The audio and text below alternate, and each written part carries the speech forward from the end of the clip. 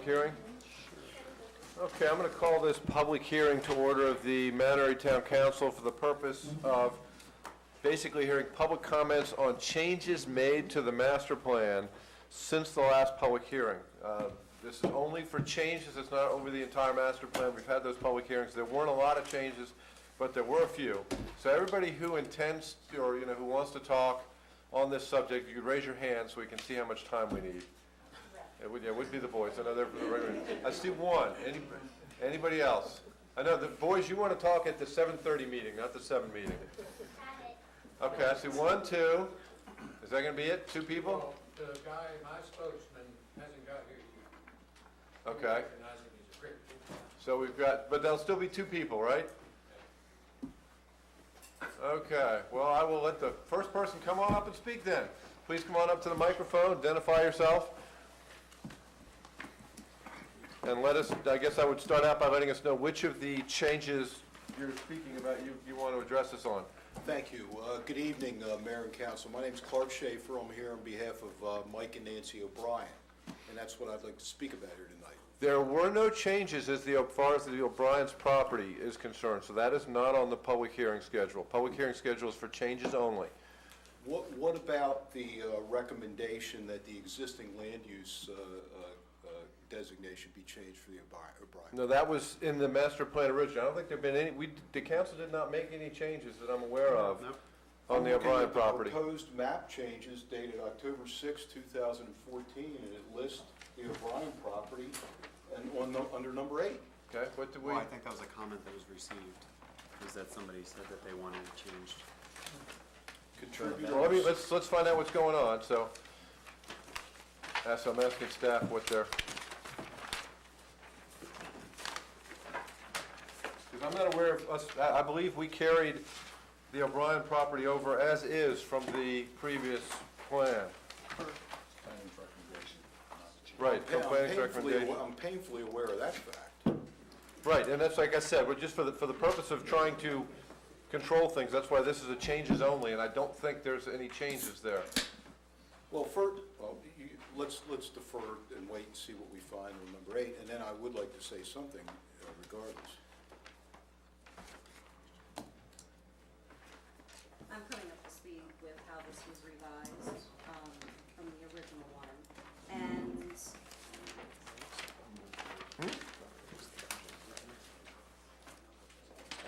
yeah, Mr. Schaefer, so I think you're referring to this document, October 6th? Yes. And item number 8 references the Buckman property. No, Park Avenue and Maryland 27? I think that's the O'Brien property. Which item, which? Number 8. 2 of 3, page 2 of 3. Page 2 of 3, number 8, it was Scott, it said contributor was Scott, existing use of land. Is this example? Mr. Schaefer is correct. Yeah, it's Buckman. There are 2 different things. The Buckman property was added to this, and it actually, it has a different action. So the Buckman property would be changed to commercial. That's the small piece of property next to the carnival grounds, Right, correct? right. Okay. So that was included in 8.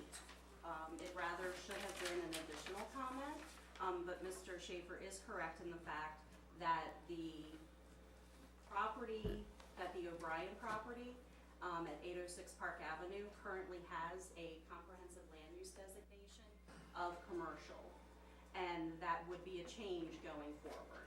Wait, but that's not changed from the previous plan, it's from the plan that we took to the previous hearing, is it? It is. Okay, That- well, yes. I'll tell you this thing, we only have 2 people to talk, so go Right. ahead, rather than spending a whole lot of time on this. Yeah, we've already spent, just my 3 minutes are already gone. I'm sure he would extend some additional minutes. I thought I had 15 since there's 2 at the 30. Okay, thank you. I appreciate the opportunity to address you tonight. On behalf of the O'Briens, we would urge you to affirm the existing land use classification of the O'Brien property, which, as I think you all know, has been commercial for many, many years now. This recommendation is a recommendation to change that existing land use classification from commercial to residential. Why are we against that? Quite simply because it does not match reality. It's not, the property in fact has been used commercially since probably as far back as 1954 in various guises. Yes, it is used in part for residential, and we all know that Dr. and Mrs. O'Brien live there, but the predominant land use and the predominant activity that emanates from that property is commercial. That business operates 6 to 7 days a week. There's retail sales made there. There's retail sales tax paid. That clearly is the dominant land use. And that is obviously why it has been identified for all these many years. Now, it would be a mistake, clearly, to change that classification now. The most important question, I think, or the more important question is, why has it been designated as commercial for all these many years? Well, it's pretty obvious. It's the use, and why has the use been there? Because there's the three most important things in real estate, probably the three most important things in zoning: location, location, and location. This property is right at a commercial intersection, as you well know. And more importantly, beyond the existing land use classification, the proper land use designation is commercial for all the reasons that Dr. O'Brien has said over these many sessions. Thank you very much. Thanks. And maybe if staff can enlighten us, just to explain to us exactly what the change is that's taking place here. I mean, it seemed to me that we basically were leaving it pretty much the way it was in the 2003 master plan. No. Okay. The existing use of land, we're not talking about zoning. Okay. We're talking about the existing use of land was identified as commercial for the property referred to as 806 Park Avenue. Perhaps it was because of the historical nature of some sort of commercial component on that property. Perhaps it was because of the special exception that allowed commercial uses on that property. The reason that it was included in this matrix is to specifically define what that existing land use is classified as. There are other special exceptions that have been afforded to properties that do not contain a commercial existing use of land designation. The dentist property up on North Main Street, the address, it's right across from the fire company. Watersville. Thank you. I don't know off the top of I my head know what you're the talking about, specific right. address. It's not that nice. That is actually a non-resident special exception, but yet it retains that residential use of land. So it was included on this matrix so that our designations of land we're not having, they're consistent With the zone. with the zoning. Right. Yes. Right. In other words, it is zoned residential. It operates commercially because it is by virtue of a special exception. The 2003 master plan, I'm gathering, it Yes, was sir. listed under land use as commercial. That's correct. And this change recognizes that because existing use of land is supposed to give indication as to the current zoning of property, the recommended change is that the 2013 master plan reflected as residential, because that is what it is zoned. And the special exception afforded to this property was approved in such a way 2 decades ago, but it still had a residential requirement attached with it. So it's not like it is a commercial property that has been operating simply as a commercial use without any residential component. So you're just gonna bring the designated uses in line with what the zoned uses are? Right. I and assume we're that's doing a- that system-wide. Right, and that's a decision, you know, or that the planning commission and the town council needed to make as to, you know, how to classify the existing use of land and discuss that. And apologetically, the action for parcel 184, on comment 8 would not be included with that. That would actually be reversed. We would be changing the existing use of land. I'm sorry. It would remain residential at this time until such time it's operating as commercial. But that doesn't have. That's the same Buckman flavor. property? It Okay. is. It is. Okay, you guys have any questions? You say 8 is for the Buckman property or for, It's kind Dr. of O'Brien's. merged, it was both. It's merged. The result would be the same for the existing use of land. I thought Buckman was already residential and they may want to change. It is. I just want to clarify that it was sort of, it should have been its own line item. Should be an 8A. That's what I mean, is, It wasn't a mistake, 8AAB. you know, or a Correct, that's what I'm saying. pre-existing condition. but is Buckman want to retain residential there? No, we actually got word from him late last week that he would like to go forward with a commercial zoning on his parcel. So it shouldn't have been on here? That's different. That's with the existing, we're just talking, comment number 8 Right, deals solely with the existing use of land, which is separate from zoning. so we deal with that down the road then? You got it, Okay. yep. Right, and the Buckman property, the consensus between the council and planning was that Buckman would be queried and asked, do you want to remain the Right. same? Do you want industrial? Right. Do you want commercial? Buckman came back and said, I'll take commercial, so that's consistent with the We had consensus. surrounded him. He had commercial on one side, he had industrial on the other side, you know, and he was a little parcel stuck in the middle. We said, we'll give you either one. All right, thank you, Heather. Thank you for that explanation. My pleasure. Is this our second speaker? Okay, A minute. okay. I'll be ready in just a minute. Somebody else Anybody want else? to speak, didn't it? Well, we only had two speakers, so, and then we'll,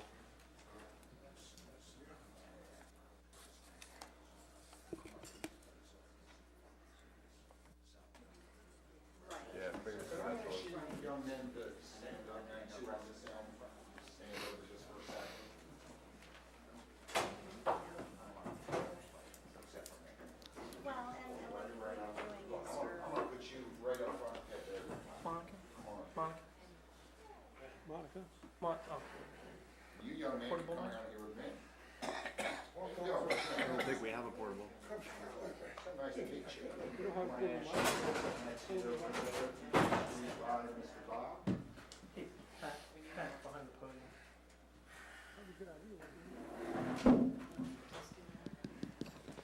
There we go, that'll work. Very good, thank you. Welcome. Just identify yourself and let us know Sure. what change you want to discuss. My name is Bob Lowe, member of the Board of Directors for the Wildwood Park Homeowners Association.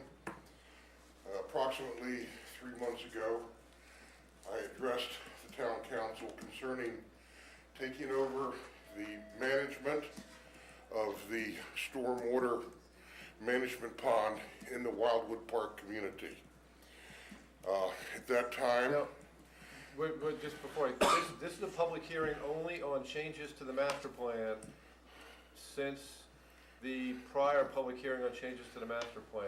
Does Okay. this fit into that? I mean, there will be, I don't think the retention pond was part of the. yeah, I mean, that's not, No, that's I think not, you want citizen Right. comment. you want citizen comments, which we're not at yet. okay.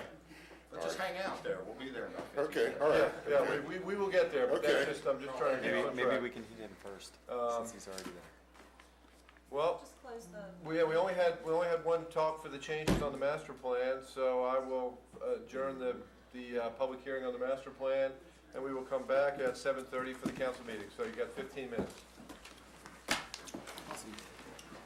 Get those scouts ready.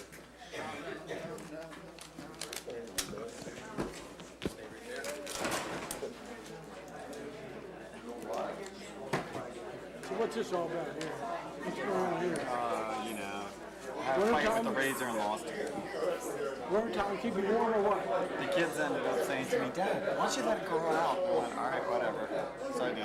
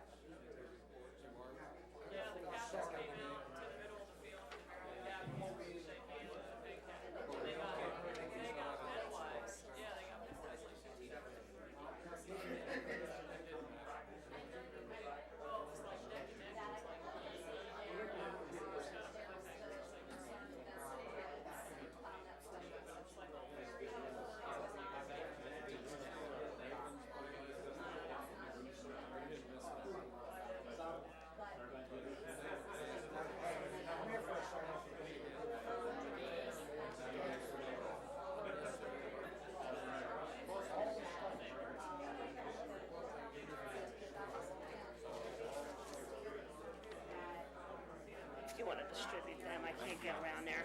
No, thank you very much.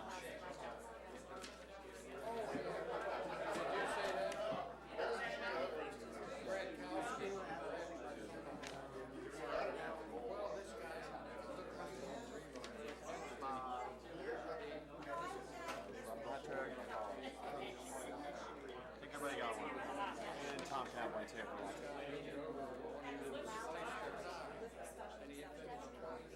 She ran away.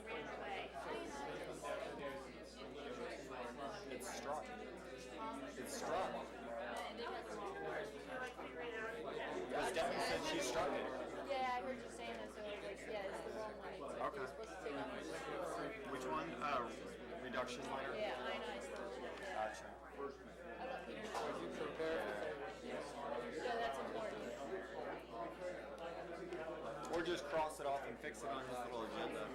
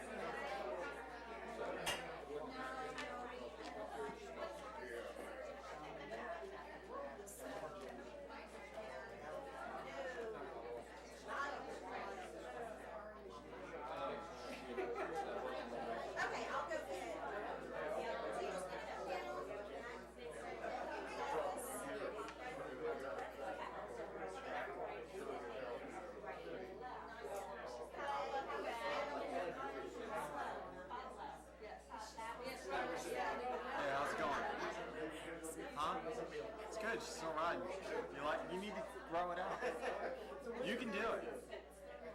It'll really make me look old. If it's real big, look at all that white.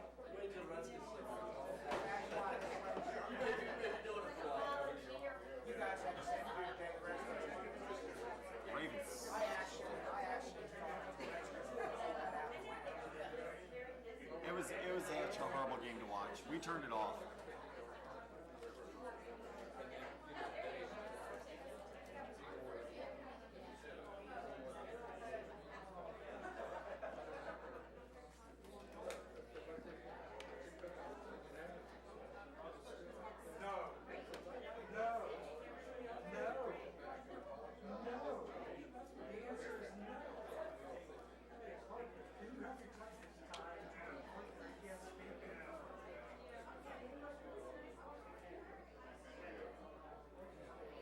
Good, how are you doing?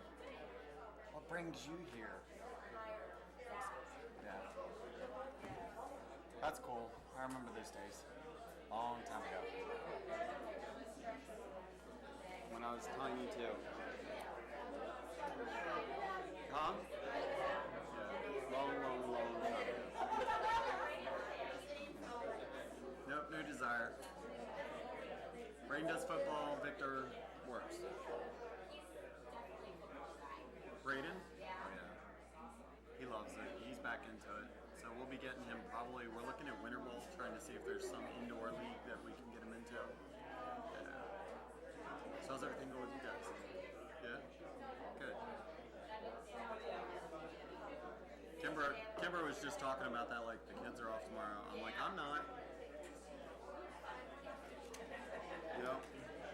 Find something to do with them. Before we know it, Thanksgiving will be here, Christmas, and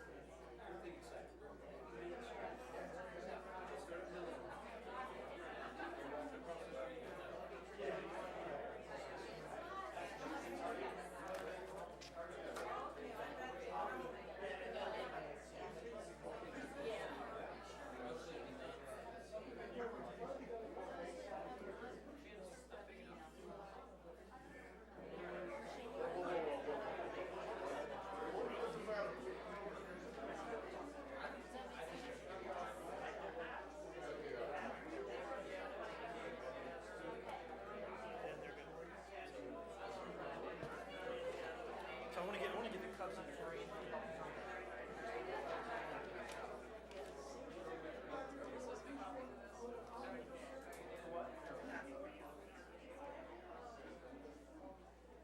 No, you don't.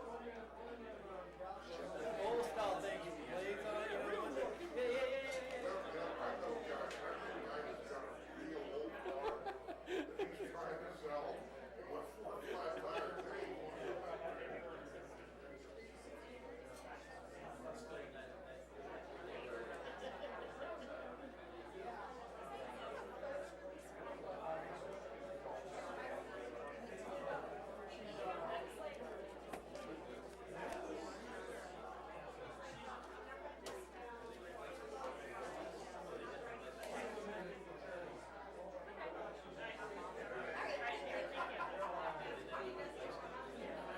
Am I going to award a ribbon? It says I'm going to award a ribbon. I have a ribbon.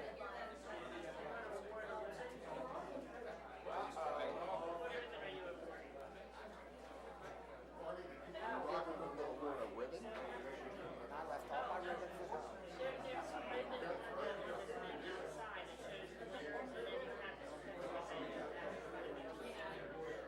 Oh, the ribbons are on the certificate. On the Winners, and then you have the certificate here.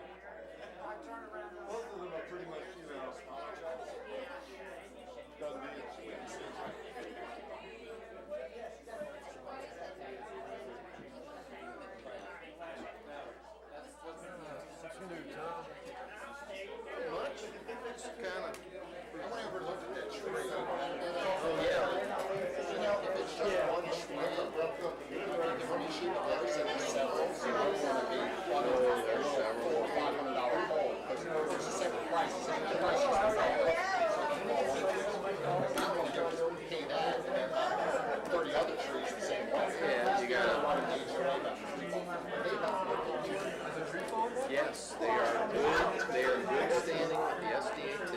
I knew that, I checked that. Yep. Yeah. Well, we still gotta sign the contract. Yeah, they've got to sign, get the contract signed, I've got to get a temporary easement over to them. So, I'll do that. Ready for this? Did a tree fall on the trail? Yeah, it's threatening to.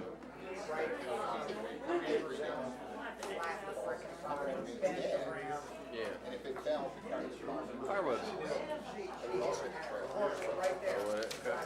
Well, let's get, gentlemen, I got 7:30.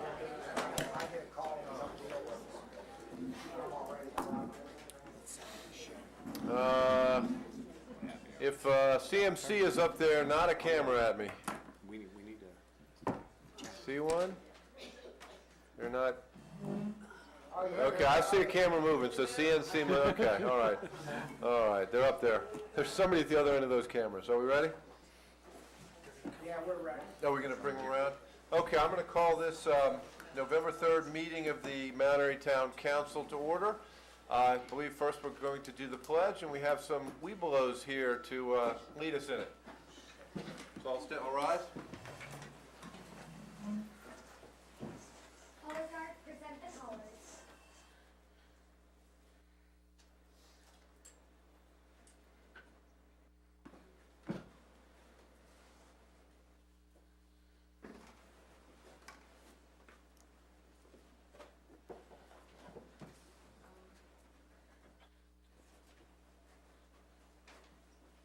Scout hand salute. Please join me in the Pledge of Allegiance. I pledge allegiance to the flag of the United States of America and to the republic for which it stands, one nation, under God, indivisible, with liberty and justice for all.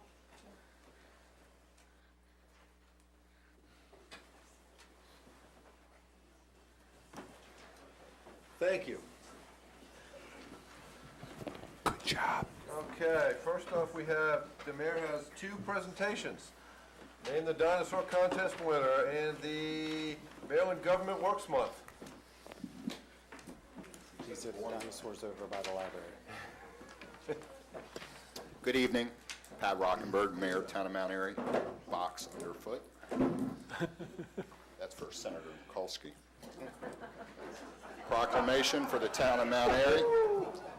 What she actually does use the stool everywhere she goes, so. That's okay. Tomorrow's the election. Proclamation, Town of Mount Airy, November 2014. Whereas the mayor and council of the Town of Mount Airy proclaim November to be Municipal Government Works Month. And whereas the Town of Mount Airy was incorporated in 1894, and whereas Maryland is home to 156 other municipalities. And whereas municipal government represents the most responsible level of government, allowing citizens to have direct access to elected officials, and whereas in an effort to educate citizens about municipal government and the importance of their participation, the Town of Mount Airy is proud to promote municipal government awareness. And whereas municipalities have enhanced the quality of life for their residents, maintaining natural and historical sites and structures, helping to make Maryland a great place to live, work, play, and explore. Now, therefore, be it proclaimed that the Mayor and Council of the Town of Mount Airy, Maryland, hereby join the Maryland Municipal League in declaring November to be Municipal Government Works Month in the Town of Mount Airy. That was a mouthful, so we can all clap for that. It really does give us greater control over our town and our own government to have a municipality, to have a government in this type of form of government, instead of perhaps living out in the county. Now we'll get to the fun stuff. Yeah, the dinosaurs. Dinosaurs. Now, I was out there reading a lot of the entries, and I seen a couple Rockosauruses. I personally thought that one should have won, but it didn't. So I don't know how many of the winners are here today. First, I'd like to call Rebecca Davis. Is she here? Is there Rebecca Davis? She's coming. Oh, there she is. Hey, Rebecca.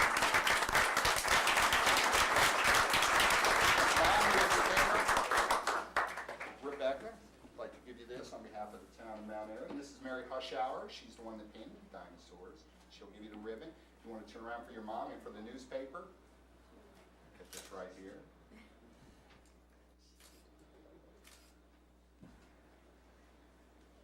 them up. There you go. And congratulations. There you go. What were her two names? What was the name? What were the names? You gotta say the name. Her name was Chomp and Rocky. Chomp and Rocky. I think those were two I voted for. I voted for those. I remember those, yeah. Are you up for election this year? I'm on beautification, so I got to work on this project. Okay. The next winner is Annabella Bowen. Is she here? Right, Annabella. Let's give her Here a- she comes.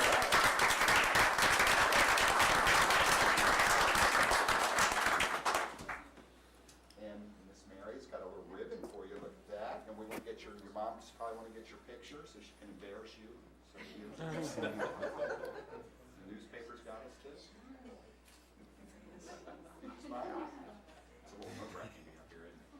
Don't worry about it, I get nervous too. There you go, congratulations. Good job. Bigfoot and Stomp. Ah, two good ones again. Okay, I'm gonna get better at this. Bailey Bonnie. Is there a Bailey Bonnie here? Does anybody want to pretend to be Bailey Bonnie? Okay, let's hear those names anyways. No, I'm kidding. Buzzy and Buzzy. So let's give a round of applause for Bailey, even though they're not here. Oh, I know this gentleman, Joshua Prebulik. Prabulik. Yep, there he is. I know the family.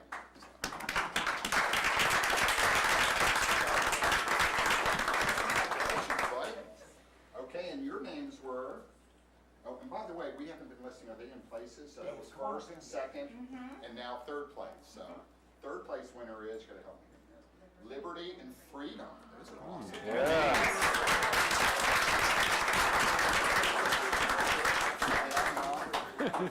Those go well with the colors of the dinosaurs. You do. They really did, that was a great job.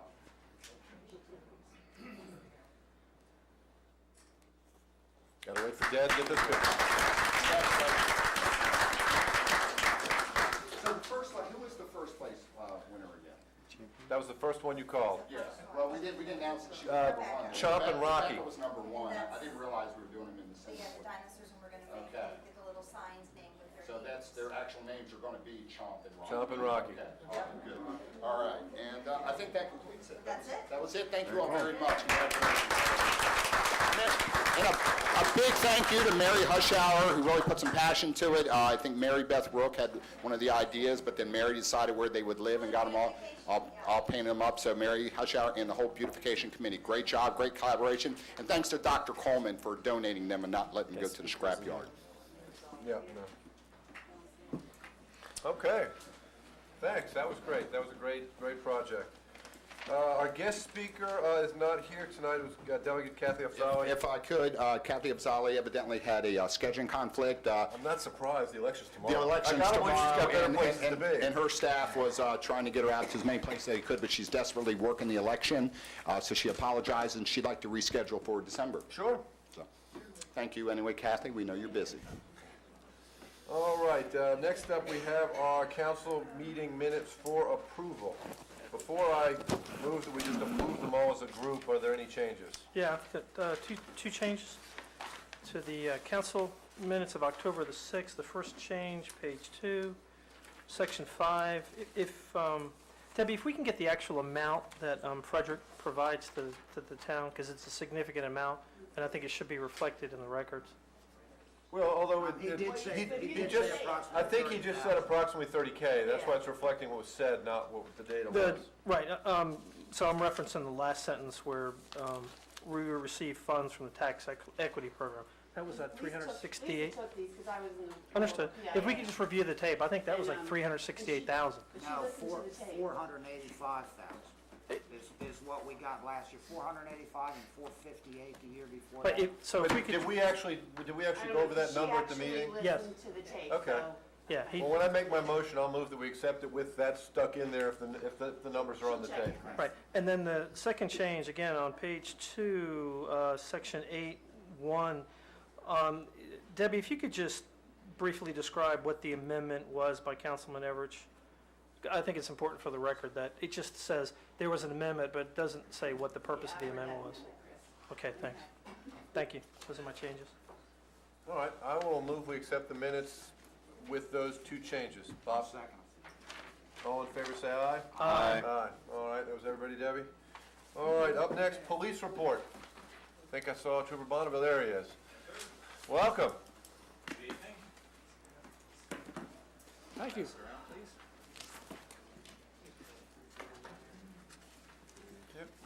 Good evening, TFC Bonneville, Maryland State Police. I'm here to read off some of the police report for the month of October. I'm just going to go down some of the highlights. We had a total of 108 calls in town. Traffic enforcement included 70 citations, 148 warnings, 50 repair orders, 2 DUIs. There were 9 arrests in town during the month of October. Some of the highlights include 5 assaults, 3 burglaries, 27 motor vehicle collisions, 199 patrol checks, 11 thefts, which included, not including 207 business checks and 54 school checks.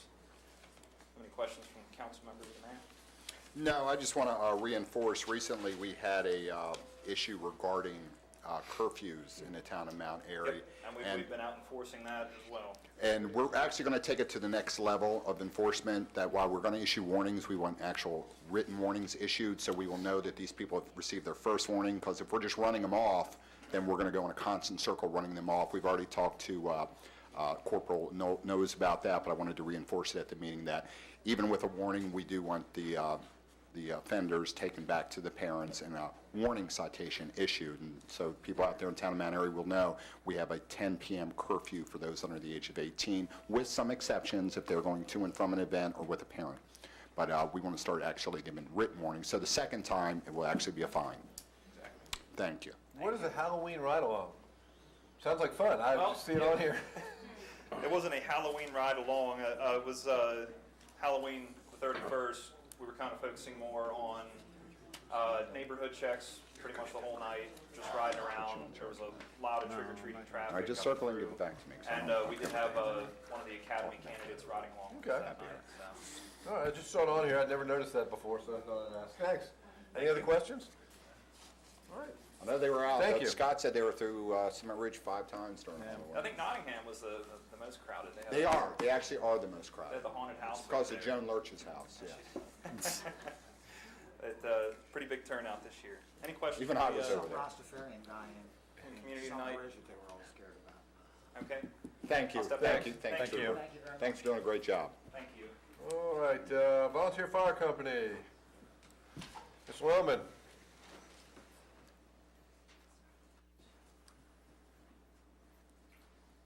Good evening. For the month of October, there was 156 calls, 101 in Carroll, 51 in Frederick, 1 in Howard, and 3 in Montgomery. That's all I have for today. Any questions? Thanks. Thank you. All right, we're now going to move into the Community Concern Citizen Comment section. I know that a couple of the scouts were going to stand up and make some comments at this point. So this is the time, gentlemen. Oh, and we'll put that stool back, if somebody could be so kind as to put Barbara's stool back there. They're probably just as tall as me, actually. There you go. Hello, my name is Retta Fazazi. Wait,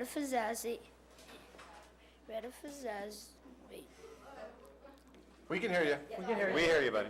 I know, but why isn't Matthias here?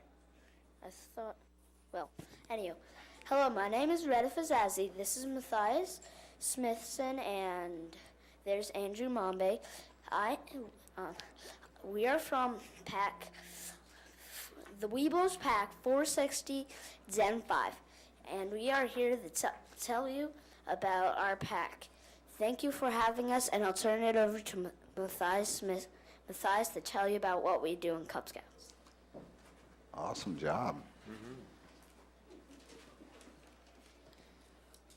Hello, everybody. My name is Matthias. If you didn't hear from Retta over there, and I am from Troop 460.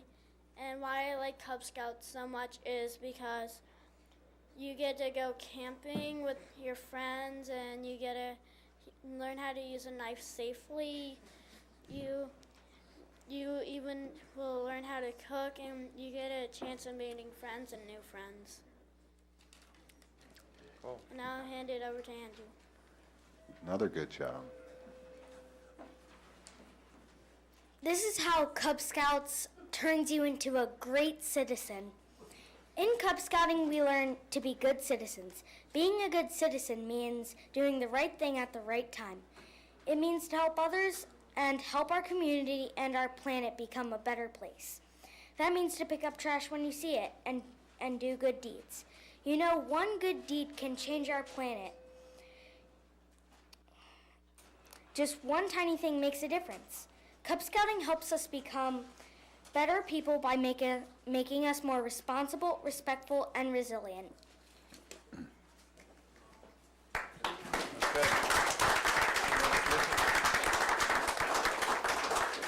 So, Cubs, on behalf of the town council, thanks for attending tonight. You guys did a great job on the flag ceremony, and also, how many of you guys have done work on Rails to Trails? Can I see a show of hands? Where's Larry?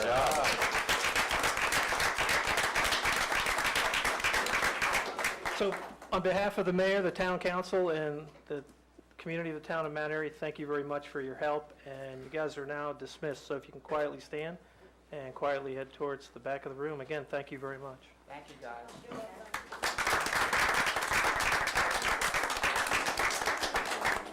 Great job. And that was planned so that it frees seats for the rest of you. Chris worked a lot. I see they still use those little Weeble hanging things. I think I still have mine somewhere. Yeah, I was a Weeble. I made it to Weeble. I have it, yeah. You put the little metal pins in them. In the great town of Berwyn Heights. See that score? I got that using the properly when I was a Boy Scout. What was it, 1445? We were 1450. 1450 was the one in our neighborhood. All right. Now there should be seats enough for everybody. And let's move on to community concerns, citizen comments. This is a time of about 15 minutes we set aside for anybody who wants to bring any issue before the council. I know I've got one person with one issue. I've got two. Yep. I've got whatever. I know he's the one. I've got three. I want to see a hands from everybody who wants to address this, so we can kind of see if we've got too much. I've got three. Is that it? Just you three? Okay, you each got 5 minutes then. You're up. As I was saying earlier, approximately 3 months ago, requested the town council to take over the repair and future maintenance of the stormwater management pond at Wildwood Park. In that last 3 months, Barney Quinn was tasked by the council to put together some numbers for the upkeep and maintenance, which he has done. The council referred me to the section of the city code that addresses stormwater management and what needed to be done on our part, the homeowners association. And one of those things is we needed to get a petition signed by the majority of the owners in the community requesting the town to officially take over the management of the stormwater management pond. I believe also, since I last spoke to the council, the town council has some concern over some of the legal documentation that was or was not in place, also concerning that. This evening, I would like to take and present to the council the signed petitions. We have 209 people altogether. Our covenants required 67% of approval, which was 140 people, and we have 142 petitions there. So we have met our requirements in that department. And I think the question that we had raised, because pass it back to Debbie, originally was whether or not the HOA owned the property yet, because the question. Not been dedicated. Yeah, the question was whether or not you could ask us to take over something that you didn't yet own. Okay, well, I can add to that. We have just received a letter from Michael Berman, the developer, asking us to take over the property. There's a couple things in his letter here that are not real clear.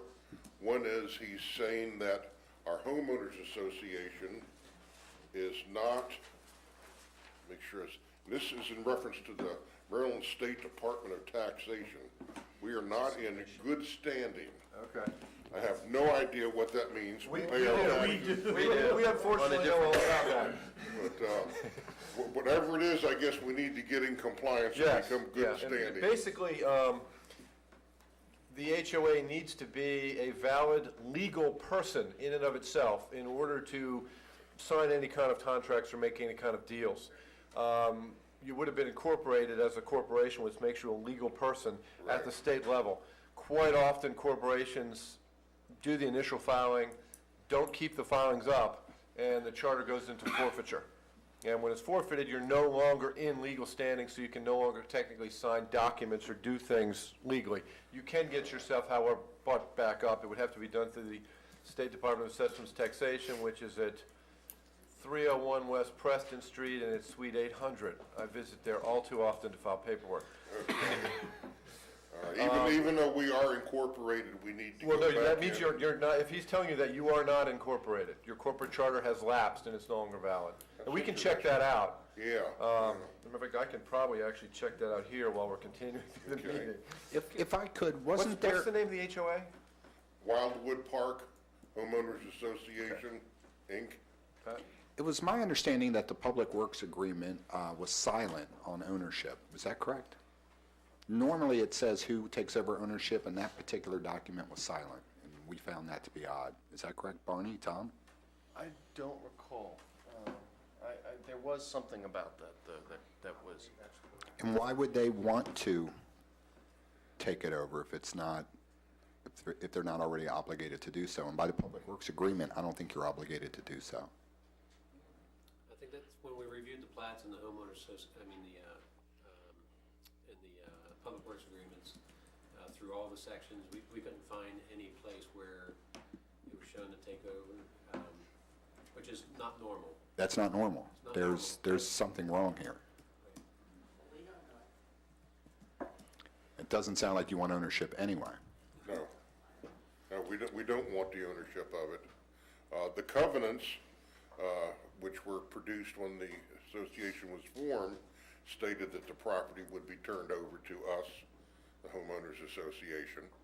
The property being that property? Yeah. Where does it state that? In our written covenants for the homeowners I mean, association. this is a legal issue, so I would assume that that would, in fact, obligate you to take it. But it's odd that it wasn't in the Public Works Agreement, which would, yeah, that is which would be odd. the leading document, Tom? The Public Works Agreement or their contract? Well, either document could form the legal basis to require them to take over the stormwater management. It is odd, though. It's not in the PWA. Normally, for a multi-family dwelling setup like that, not that we have a lot of them with the stormwater management pond, I guess some of our townhouses, normally do the homeowners association take those over? Is that our, I know my HOA owns its ponds. The townhouses that I own. Okay. The HOA owns the ponds and pays for the ponds. okay, and that's a multi-family dwelling. Now, in Summit Ridge, we do not. Those are a single family. So it's normal for a multi-family dwelling to take over their ponds, Barney? Yes. Well, I think one difference is the multifamily dwellings always have some type of HOA, whereas the single-family ones often don't. For example, my development is single-family homes. We have no HOA. I think Twin Ridge, I don't think you guys have any HOA. So Village Gate does have. right, so, but in many cases, there is no entity to take over the ponds, because there is no entity. Okay, so let's assume that even while the Public Works Agreement was silent, but the contract between you and the builder does obligate you to take it over, then your issue becomes that is a normal thing to do. However, did you have concerns, and Barney's going to have to help me out here, that you are not the only one contributing to that stormwater management? Yeah, because there are other properties, Lorien, and some private residences along Park Avenue that also contribute to the water flow into that area. So you would, while it may be normal for you to take it over and proceed and go with it, then the conflict becomes the fact that other people are contributing to that. Are they a party to part of this fee? Should they be? I mean, I don't this think- is odd. Well, oftentimes you have properties that are in the drainage area that still drain down like the streets, and then they make their way into those drains. That's essentially what you have here.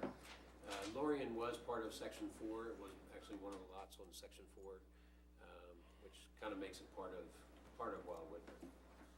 How they have their agreements with who's taking responsibility of it, that's not us, up to us. Was Lorien originally in by Canterbury, the No. developer? And we've spoken with the folks at Lorien. Their people have scoured the books, and they have no documentation at all that addresses anything to do with the stormwater management. What do you do in that? I mean, is there a percent, is this, so it's not abnormal for other people to contribute? Do they contribute and? Well, that may be simply by virtue of topography. I mean, without. course, yeah. Without the development of that development, that property still runs off to the lower property. It's just that now that there's a stormwater management facility that's been created, it's now collecting it and releasing it presumably to control the rate of flow and maybe even volume, I'm not sure, but. I was looking for loopholes for you, Helen, Now, not finding Your them. Wildwood Park Homeowners Association Incorporated, Yes, your charter is still valid.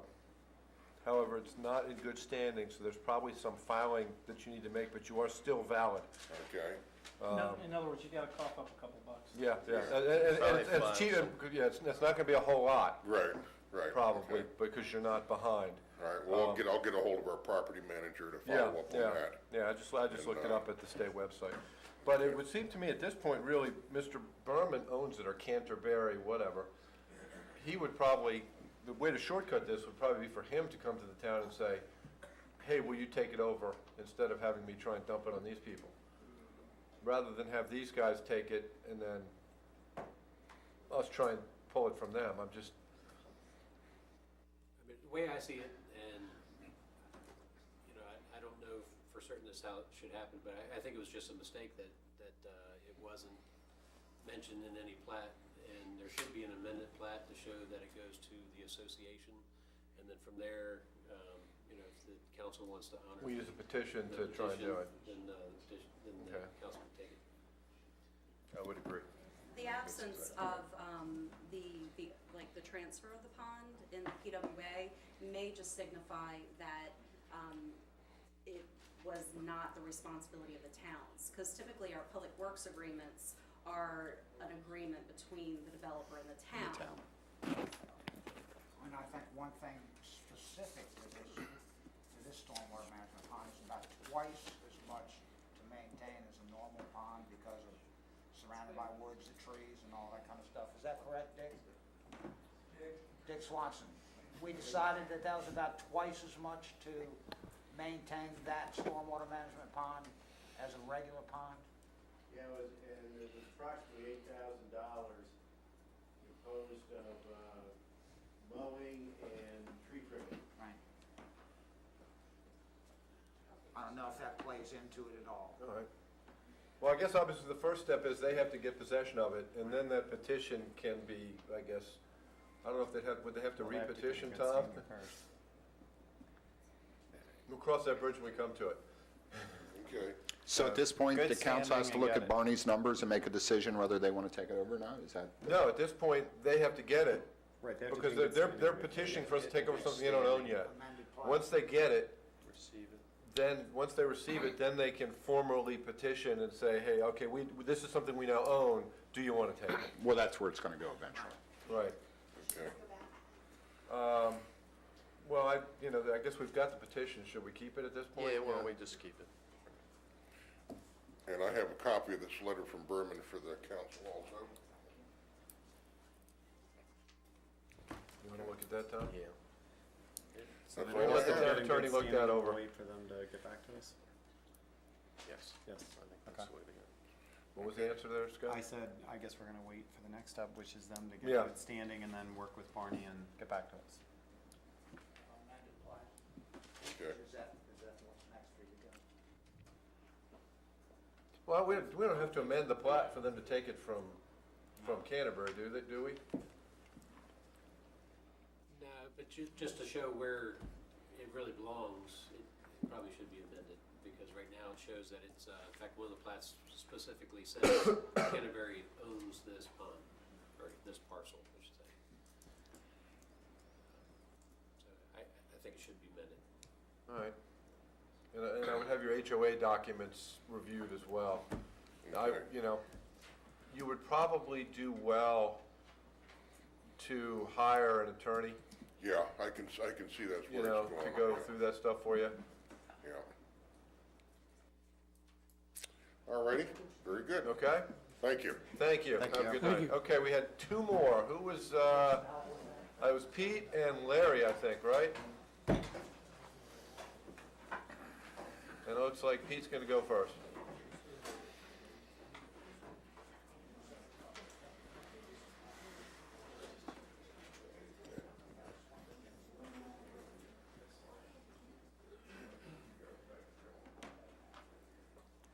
These folks are leaving. Good evening, Mayor, Councilman, Good evening. town staff. My name is Pete Bellis. I'm here on behalf of the Mount Airy Historical Society tonight. But before we start my little presentation here, a moment of history. It is really amazing that I was here tonight and to see Troop 460 do the colors. Brought back a lot of memories because back in the year, not the day, the year, I was a member of that troop as a child. What, like 1920? Well, that year I think I voted for Herbert Hoover. Pete, I think if memory serves me correct, we go back, because I'm a leader in 460, 65 years at least at Calvary United Methodist Church. 65 years. That's great. I think you're probably right about that. My troop leader was Mr. Raymond Grimes. Anyway, I'm here tonight on behalf of the Mount Airy Historical Society because every year in November we solicit nominations for the Hall of Fame in Mount Airy, and it is that time again. And I've come here and I made this presentation for the last 5 or 6 years, and I think everyone knows what I'm going to say. So this year, I'm going to change it a little bit. We are soliciting nominations for those folks who have brought greater glory to our town. No question, there's a lot of people doing really good things to make our town a better place. There's just all kinds of things going on. People need to be nominated. And this year, I want to focus on the nomination portion. People come to me every year and they say, Pete, how come so-and-so isn't in the Hall of Fame? And I share with everybody the same thing. And to everybody that's watching at home, you have to have a nomination form. You have to be nominated. It's very easy to get a nomination form. Today, thank you, Mayor, work with town staff, and this year, the nomination form, as it was last year, is on the town website, so you can get one off the website.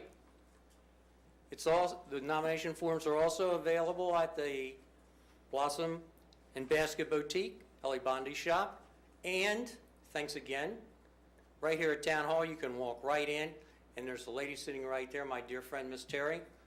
You just ask her for a nomination form, and she'll share a form with you. There are 90 members in the Mount Airy Historical Society Hall of Fame. Some of the members obviously are deceased. A really sad moment is when an individual who is nominated who is deceased, because there's so many people who are here with us doing good works, and it'd be nice if they were nominated in the Hall of Fame and be in the Hall of Fame while they are alive. So I ask everybody, please sit down with your nomination form and fill out the form. Send it to the post office box at the bottom of the form. We certainly would appreciate. And now, gentlemen, what I'd really like to ask is if each one of you esteemed gentlemen sitting at the table would nominate an individual this year. And I'm going to pass out a nomination form. I want to ask that you would do that, because who has a better pulse of what's going on in our town than our town council and you, Mayor. Town employees, you all can nominate people. Everybody can. So, again, and it's during the month of November, just during the month of November, we're taking the nomination forms. Okay? 29th of November, nominations are over. Are you already a Hall of Fame member? He is. Yes, I am. Because I was going to nominate you. Thank you so much. Are you running for office? I had the privilege of being one of the judges a few years ago. Pete, if you need more judges again, I'd be more than happy to do it. It was a great experience working with everybody as a judge. Thank you so much. I appreciate that. And to all the residents in Mount Airy, all those folks, all my Facebook friends, take a few extra minutes and fill out a nice nomination form and send it in. I appreciate it. Well, before you leave, people should know the criteria for nomination, correct? The criteria for the nominations have not changed. Those folks who have brought greater glory to our town through their word, through their action, through their deed, those are the people that we're looking for. Long-term seems to stick out. And long-term, yes. Can't be a one-day wonder. But people over an extended period of time. Roger Maris is not in the Hall of Fame. That is true. Those people over an extended period of time. And since you asked that question, there was some area of concern about seniors, that some people who are seniors in our town, who many years ago made a contribution to our town. Former Mayor Carl Smith was one of those folks. Mr. Smith had a great input in the establishment of the water throughout the town when he was mayor. Another gentleman comes to mind, some of the oldsters in the fire department, Mr. Ed Rimby. People have had a concern that some of those folks would not be nominated because the newer people here in the town don't know those folks, and that is kind of an issue. But, you know, we have a lot of resources. You have the library. You have a lot of older people in the town who remember those folks. So. And you are taking these to So you McDonald's. need to nominate those people, Pete. That's what I'm saying. You need to take these to McDonald's. Well, you know, Pete, an individual did say that to me, and I told them, there are some people that I wouldn't like to nominate, but it's very difficult for me to do that and to be a part, to sit there around the discussion when people's names come up if I had nominated those people. But there's someone that you know. If you'd like to call me and ask me about that person, I'll be more than happy to share. Or Kenny's been here for a long time, he knows all those old people. Or Mr. Oscar. Anyway, thank you very much for your time. Good way. Let me wish everybody a happy Thanksgiving. Really appreciate it. Larry, how do you look like? I did not vote for Herbert Hoover as I was nominated. Anyway, appreciate y'all giving me a few minutes up here. First of all, I wanted to apologize for not making the ceremony for Volunteer of the Year. Part of being Volunteer of the Year is that you have to go to the volunteer stuff, and so I had to go and work. And just so everybody knows, who's standing in front of you today is the Volunteer of the Year for the town of Mount Airy, Mr. Holt. Thank you. Thank you. Thank you very much. What I would tell you is we already saw how many Weeblos from Troop 460 stuck their hand up as plank owners, and I would ask again, everyone who's a plank owner, put your hand in the air, because there's a lot of you in here. Ken, you're one, almost a whole count. Tom, okay, out here, and I will tell you, without people showing up and working on that trail, I'm nothing. So thank you very much for showing up, and thank you, Mary. Lord knows when I'm out there working on the trail and she's home walking the dog and doing everything else that I'm blowing dragging stuff off. out that trail too. So. So I really appreciate it. Thank you. So main reason I'm up here is because things are very fluid with the caboose, Mac, that is down at the B&O Restoration Shop. And we had a meeting on the 30th with the curator of the B&O Museum and their chief restoration expert. And things are looking good on the caboose. They're going to start working on it December 1st. The invoice will come soon for the first payment of it. And Another great thing that happened today, this morning, I went and picked up the original stove, the coal-burning stove from a philanthropist, I guess I would say. Larry Tressler, who lives up on Buffalo Road, he had the stove. It is a really nice stove. It needs to be restored, but it's now in our possession for the town to be put back in the caboose, which was wonderful, a wonderful find. With that first payment coming up, I wanted to report that the Mount Airy Community Fund, led by Diane Martin, has been out there fundraising, and they managed to put together $5,500 that will go toward the caboose, toward this first payment. As well, MAMSA's been out there helping us, and they're going to contribute over $700. So we're well over $6,000 of money that's coming in to offset the cost of that caboose, which I think is wonderful. As well, still on the website, if you look up Mount Airy Caboose under CrowdRise, www.crowdrise.com, there's a place to contribute if anybody out there would like to make a donation toward the caboose. As well, we are raffling a playhouse that is outside. It was built by an Eagle Scout. These are the forms that are available for it. Each ticket is $5, and over the next month or so, we're going to be putting some bling on the playhouse, so it looks pretty plain right now, but Mary and I think Lisa's going to be helping her out, are going to make the playhouse something that you would really want to give your child for Christmas. So $5 a ticket on that, and so that's going on as a fundraiser. As well, we're going to have a basket bingo February 28th, and we'll be getting out more word on that, but it'll be at Mount Airy Middle School, and those funds will go toward Rails to Trails and the caboose. Last thing is, check out the Facebook page, which is Mount Airy Rails to Trails, to stay updated on how the trail's coming along and how the caboose is coming along. Thank you for your time. Thank you, Larry. Thank you, Larry. That's why he's Volunteer of the Year. All right, let's move on to the ordinances and resolutions. Charter Amendment Resolution 2014-3, Citizen Recall Provisions Ordinance.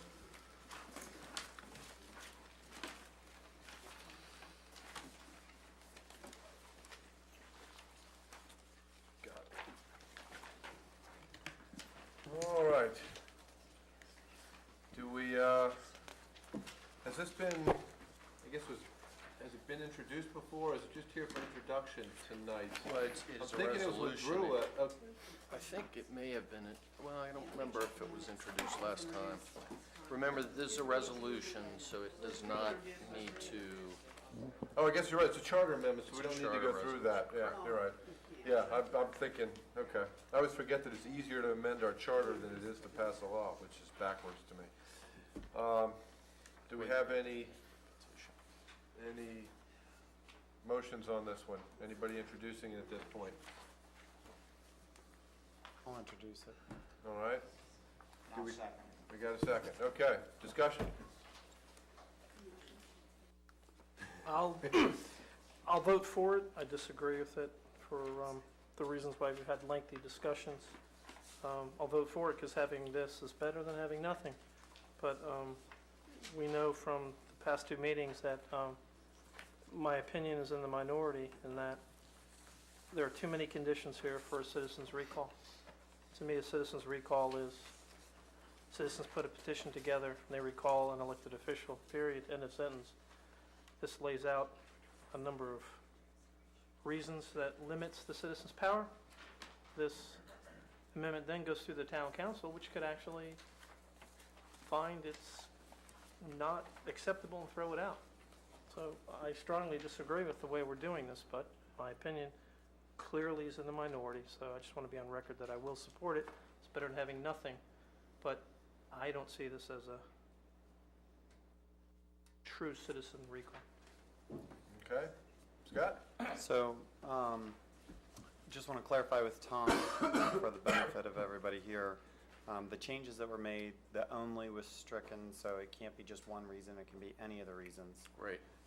And then also the changes were made by the Chair of Board of Supervisors, Bruce, for the comments to reduce just putting in on one person and putting on a body, correct? And that was the Correct. only two types of changes that were made throughout the document? Yep. Okay. Question, and I guess this would go to Councilman Everidge for the notes that we ended up approving from October 6th. It said you were going to return with revisions for the Second Amendment about deleting the verbiage for Section 1 for the special public hearing, the part that you said you didn't like about town council. Yeah. Do you have those yet? I don't, because, I mean, upon consideration, the multiple amendments that I tried to put on this, again, for the reasons I stated, allowing citizens to just recall under their power alone, the council's rejected the suggestion. So rather than put the council through yet another lengthy discussion with me trying to strip out things in here that the council will go along with, I don't think is productive. So, you know, again, thanks, Scott, but I won't make any more amendments, and my record on this one's clear. Okay. My position on this one's clear. Thank you. But thank you. Yeah, so, I mean, as far as this goes, I'm fine with the verbiage that was in it. I think that we probably do need to revisit after this is approved, because as Councilman Everidge said, something's better than nothing. So I think incremental steps, we get the minor changes that we saw approved with what Bruce had put forward. But I think it wouldn't hurt to look at just having the council removed somehow. I don't know what that answer is Okay. with regards to reviewing the petition, because I think if it involves the council themselves, that they should not be involved with approving whether the petition is valid or not. Okay. And I agree with that. Ken? All right. The issues that I have, which are, I guess are still in here, is on page 3 of 6, 4A. It still talks about we'll send written notice to the petitioner. And I've raised the question of who is the petitioner? As it would seem to me at this point, the petitioner would be everybody who signs the petition, which means you have to give notice to page 3 of 6, yeah, to everybody who signs the petition, unless we somehow redelineate that. That's been an issue of mine all along. If you wanted to, you could probably,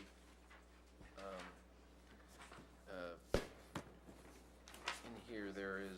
We probably have to sets create forth somebody what that's a the lead petitioner. The lead petitioner. Right, we probably have to So- create a lead petitioner Right, a and single identify that POC. person. Or maybe, can you complement what Peter's saying? Can we make it available for, you know, it's at town hall, and if somebody wants it, they can come get it? I think you need to have somebody that's designated as the lead. I agree. I mean, that's Right, fine. and I've mentioned that, I think, every time this rolls through. Yeah. Because right now, the petition, I just remember when we had the South I-70 petition, and the petitioner that had to pay the bill was everybody who signed the petition. Right. And at 20% of the town's voting population, So- that's a lot of notices. So can we, if one is not written in, can we make by default the first petitioner as the lead petitioner? Well, why don't you just do this, under section C1, which starts on page 2 of 6, and continues on to page 3 of 6. So we don't have pages. Sorry. That section sets forth what a recall petition must contain. Like a section D delineating a lead petitioner? So if you put in D, just put in the name and address of a lead petitioner. To get all notices. And you bump D to E And and then so forth. on Well, no, because it's going to be D, which it ends at Oh, C under now. C, gotcha. So, say the designation.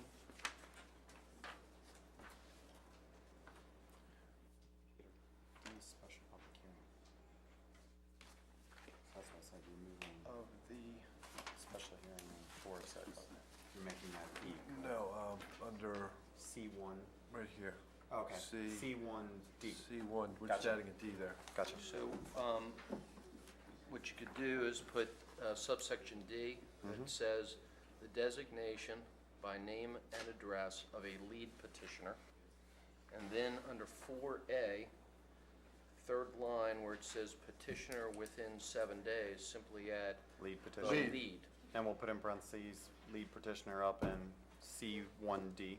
Or you can just say the lead. Okay, I think that's that fine. if However you use word the it. term up above, you're fine. Yeah, okay.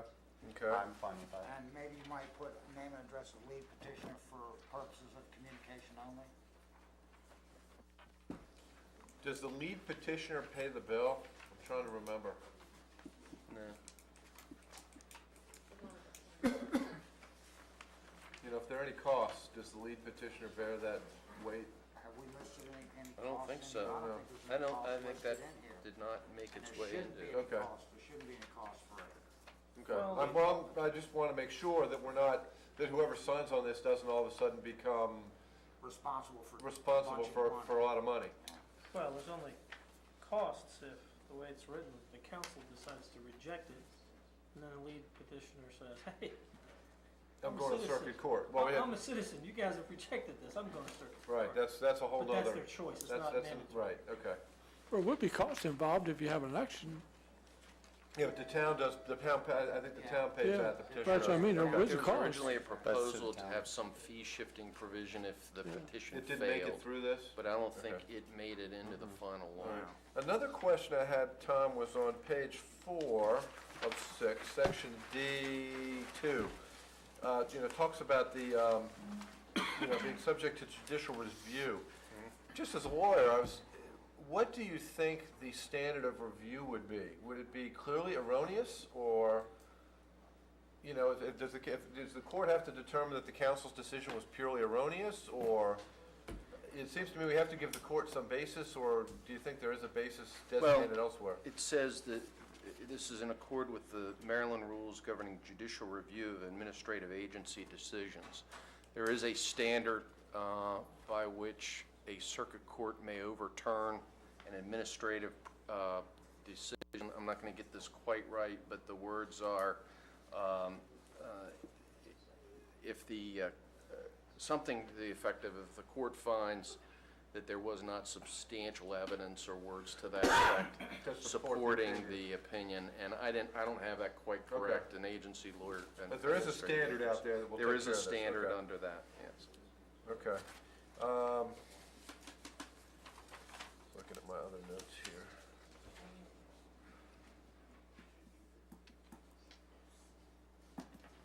Now, Yeah, I think here in F, let me right down just to the ask you bottom this of one. 2, it goes through that. E1, Bottom D2 this whole goes underlined through that. section here. Was, That was what Bruce added. that was what Bruce had added. Because we're still talking about the chair. And I, notify the chair of the Board of Supervisors, chair shall set a recall election occur on the first Monday of the chair. And weren't we actually trying to strike chair from things? Well, Bruce, you wanted to strike chair, right? that wasn't, Not in all, not in that, all cases. There's one case in there, I think, where it remains chair. and that was just where the chair would designate the, right. I think that was kept, One the chair.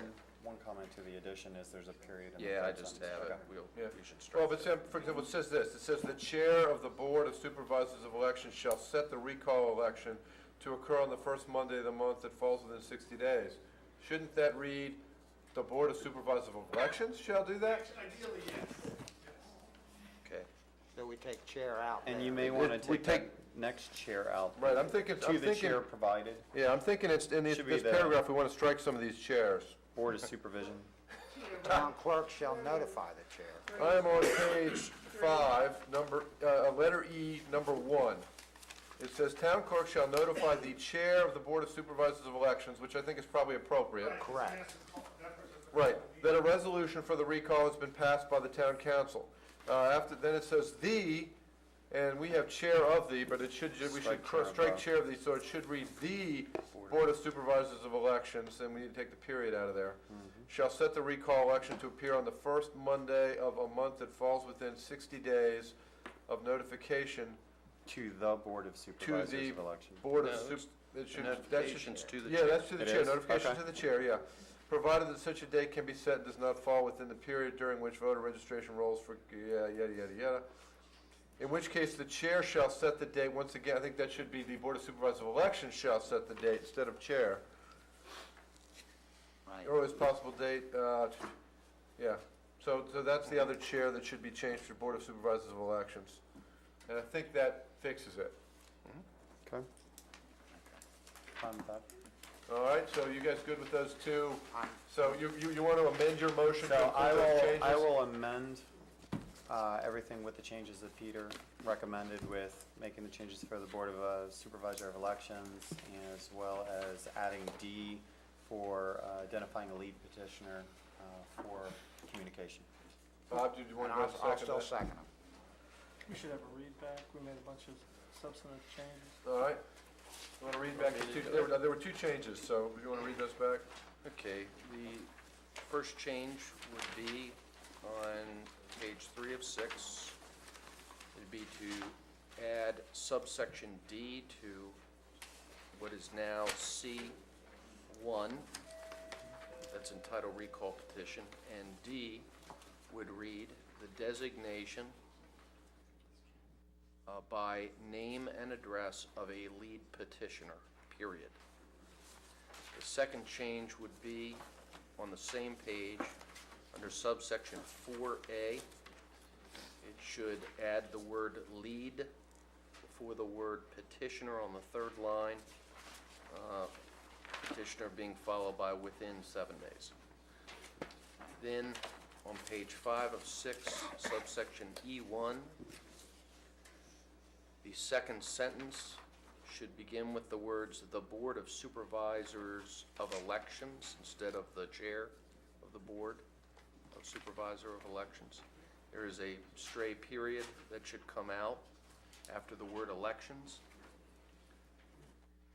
Then, continuing down in the same sentence, this will be the third line from the bottom of that subsection, in which it says, "In which case, the word chair should be deleted and replaced with Board of Supervisors of Elections shall set the date." Okay, I think those were my issues. Fine with it. I'm fine with it All also. right, no more discussion. All in favor, say aye. Aye. Aye. I didn't see any opposed? Okay. Thanks for taking care of those issues that I had. Up next, ordinance 2014-16, disorderly house.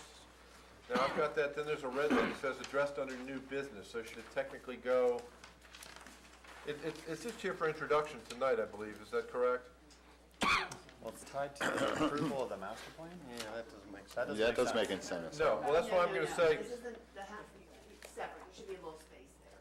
You're gonna go ahead and act on the disorderly house. Okay. And then, ordinance 2014-16, I'm gonna introduce it. Is there a second to the introduction? Second. All right, Scott seconded the introduction, so we will hear this in December unless there's an emergency. I've got a slight change for us to consider. Page 4 of 6. Section 76-8.1. Starts on page 3.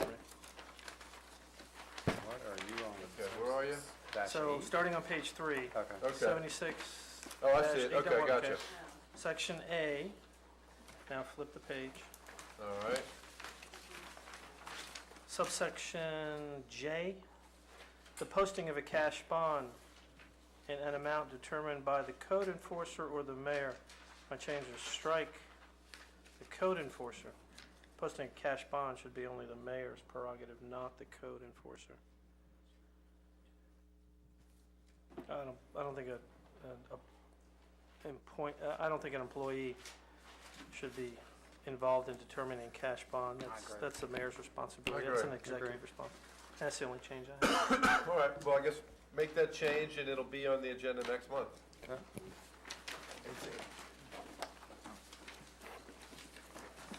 All right, flipping over, approval of the master plan, resolution 2014-6. I will move we accept the master plan with the, I'm sorry, yes. what I meant by that is, are you going to, That's just next on the list I have, so is it next on your list? Because I know sometimes I have a list that's different. no, Okay. good. Depending on which one's printed. Separate, it's not on. it's Well, I not- do have two. I have the previous one and then I have the revised one. But then sometimes there's also one here with Debbie's notes written on it for me to know things that are not here either, and I don't have one of those. Okay. All right, master plan. I will move that we approve the master plan as currently drafted with the revisions that we've made since the last draft, so as it stands at the moment. I Can- think can- Bob had his hand up first, so was that a second? That's a second. Okay. So. Now we can discuss it. Can I ask you, Peter, can I ask you to withdraw your motion, and then I'm gonna remake a motion based off of legal guidance? Okay. In other words, there's a written resolution, 2014-6, that basically should just require a motion to approve this resolution. Okay, Since so I the should actually just say, I move that we approve resolution So, 2014-6. yeah, you gotta withdraw what you have on the table. I will withdraw my motion. Okay, and then if Go you- ahead, Chris. Okay, so, and actually, Scott, if you wouldn't, most of the master plan was done while you were on planning. So really, I'd prefer if you would move this in. Just, Well, I wasn't in charge of planning anymore, but I can do that. all right. So I'll make the motion to put, I guess, the resolution. Adopt resolution 2014-6 as presented to the council. And I'll second. As planning, Chris is seconding. Discussion. If I could ask the council, if we could yield the floor to the chair of planning, just to summarize the master plan. Tremendous amount of effort went into it, and I think the chair of planning should just briefly. Do you want to do that, Bill, or is he? Signing you up for something you don't want. This doesn't look pre-planned from the way Bill looks. There's a bus. You want to stand on this little blue thing?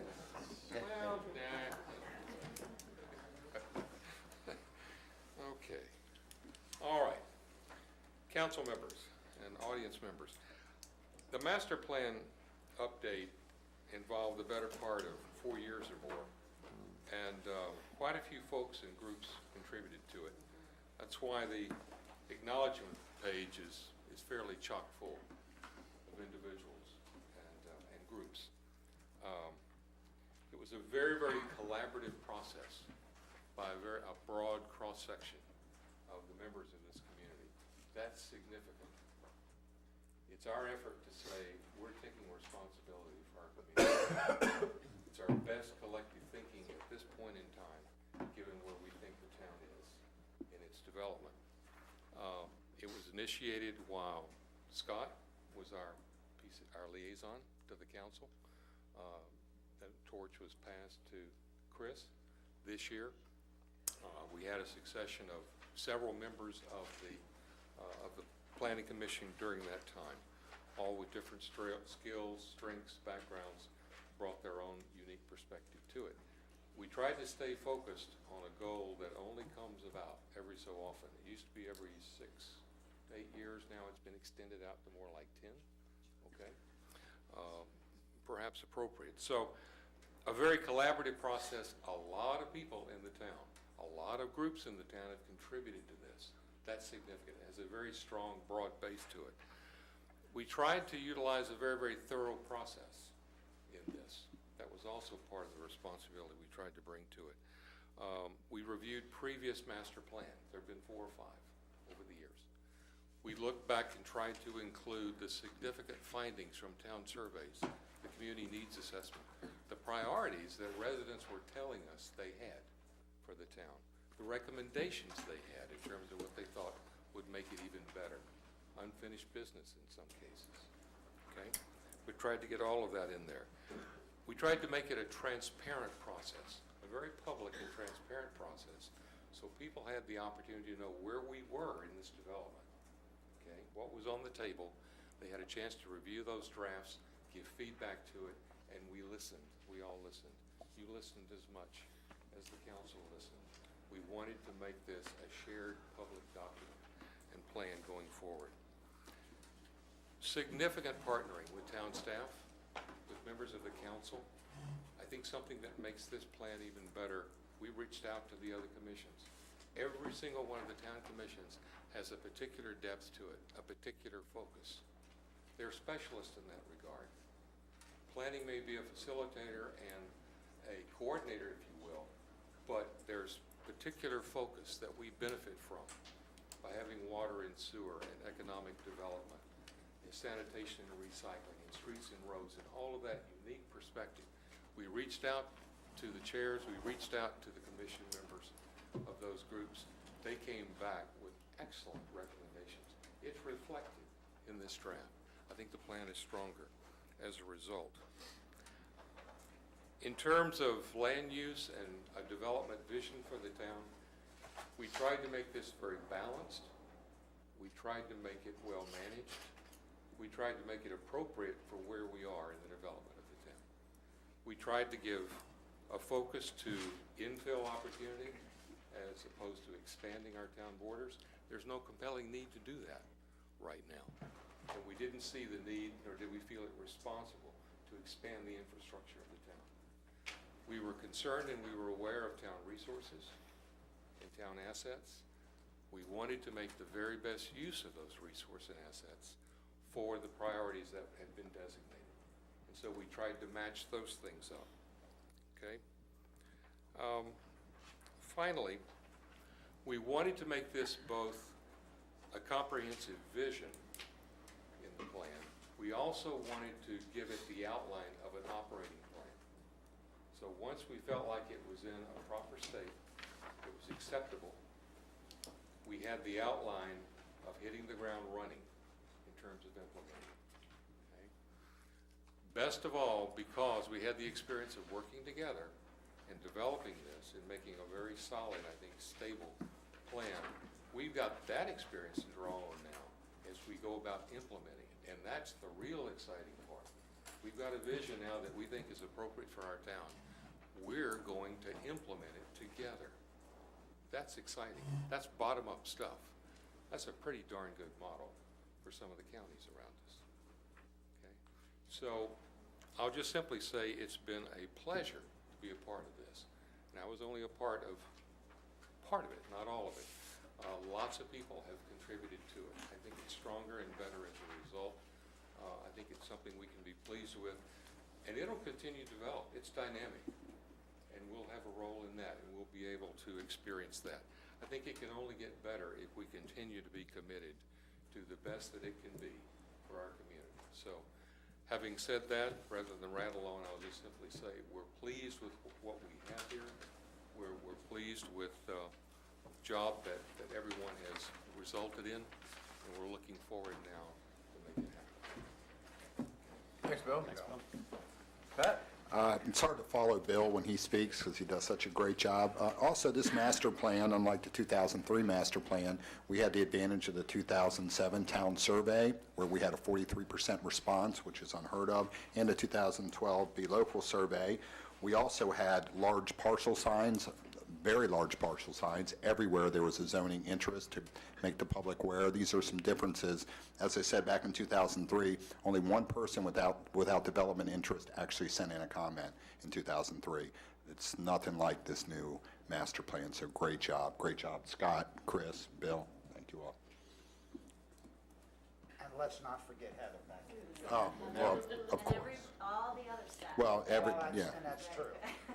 The town staff did an Absolutely, outstanding absolutely. job on this. Thanks for your perseverance. Thank you all for your patience and support. Does somebody want to clarify? Now, this isn't for zoning yet, No, correct? zoning will come up in January. I think that's a little, it's confusing to the mayor, so I think it's confusing to the public. Basically, this is the master plan. In December, we will introduce the ordinance that brings the zoning in line with what the master plan says, and then we will vote on that at the beginning of January. Right. I mean, that's the current schedule that we're looking at. And Basically, new big signs. Because you have to have, another big set of signs Are will they? go out. right. Gosh, those We have signs to are have getting public- expensive. There'll be a public hearing. But you gotta let the public know. January. Okay, Have to be all right. February. Well, it could be January if, remember, it's gotta go to the planning commission too. And typically, the planning commission does not meet in December. Right. Now, they So it might. may be I'm February. not sure, but it might be February. So this approves the master plan in theory, but doesn't actually change any zoning, is that correct? That's Correct. correct, it's a planning document. Let's not say in theory, it adopts the master plan. But it doesn't change the zoning. No. No. Does not change zoning yet. Zoning is separate. No, the zoning changes when we pass an ordinance that That's brings as the zoning clear as in line muddy with the water. master plan. But that's what it is. And our scheduling, I don't think we took into account the fact that the planning commission. Doesn't mean December. Normally doesn't meet in December. Is that going to hurt a 60-day There's no reason why we can't rule? do it in December, you know. We're up to, aren't we 75 We days changed now? it, we extended it. They changed it to 75, we're Yeah, going to yeah, fall underneath yeah. that, so we're not approved by Right, default? Right, I brought that ordinance forward because, Yeah, because 60. because when it said 60 days, that was supposed to obviously give us 2 council meetings, but depending upon how long the months were, it didn't always. Right. So I changed that to 75 days, so that we always get 2 council meetings in that Plus, you window. could reintroduce it in January Yeah, if then pass it over. planning hasn't had the opportunity to comment. Okay, but that's the basic schedule. Any more discussion on this, or have we discussed it to death? I think we discussed it. Okay, today. all in favor, say aye. Aye. So unanimous? Okay, Heather, thank you. Thank you. You can put that to bed. All right, up next, set a zoning public hearing to be introduced in December. So, Could we really decide on a date, because you need to put it on signs, don't I you? need to get signs ordered and we. February. Could have the public hearing in January and then Yeah, you that's could vote true. on it in February. Schedule the public hearing. Middle of January. Well, we could schedule the public hearing at the January council meeting. Yeah, Is that enough time for her to make signs and do all that? January, I'm golden. Yeah. Yeah, okay. I just need to know if you're doing it in January or February. I would like to determine a date tonight Right. so I can get that underway. Yeah, I mean, Well, our meeting will be December the 1st. That's when our December meeting is, Be the January. Right, meeting. that's when we introduce it. right? So the public hearing would be January 5th? January the 5th is the first Monday in January. Is that, That'd be the meeting. So Yeah. then you could do the public Yeah, we hearing. could do the public hearing 7 that a.m., night. 7 p.m. I mean, the issue we gotta deal with is we Just like we any can't, other as a practical matter, Chapter we 112 can't vote for change. zoning that's different than the master plan. Right. So there's not really, having a public hearing is really, to some extent, a technicality. I mean, yes, people can come talk, but we really, oh, because it's the. but as you can see Tom shaking his head, we can't, 7 p.m. on we the can't not follow the master plan at this point. Right, after House Bill 1141 or whatever it was called, it requires greater consistency in Just a question, municipal Chris. action. In the past, a lot of times the council don't show up at the January meeting. How many's planning on being here in January? You need 3. I'll be here. Okay, I mean, I'm just Looks like looking at the everybody's Well, I past. do, I have missed a few beginning of January Okay. council meetings, because that would be the only weekend I could go skiing with my kids when they were, when they were in college and everything, but with my, Just want to make sure how many's with my going to son be in the here. Army, he won't be coming home to go skiing this winter. Unless there's a surprise. So So that the trip 5th will is be when moved. it is? Yeah. So the public hearing will be January 5th, before the January 5th meeting. We're gonna do a public hearing, what time? You want to do it at 7? And will it be here? It'll be here, and then we'll just roll into the council meeting after it. And that gives the planning commission an opportunity to look at the ordinance. I mean, from a, Do they have to see it before the public hearing? I don't, and Tom, is it because it's the, Because it's a Chapter 112 change. Right. It's a zoning change. it doesn't change the text of chapter 112?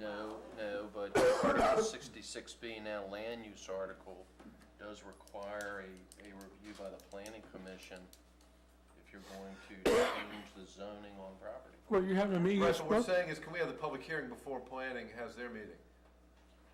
Well, don't Oh, they I have a see meeting- what you're asking, okay. Because they may not meet in December, so can we have the public hearing the beginning of January, then No, can they have no, their they- January they're meeting, and then can gonna we meet have in our, Don't they meet this month?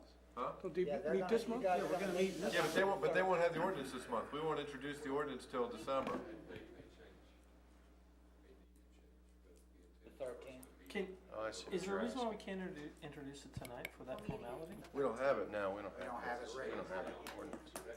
We need the map to attach it. Yeah, that's right, it needs a You map need to the get new attached to it. Right.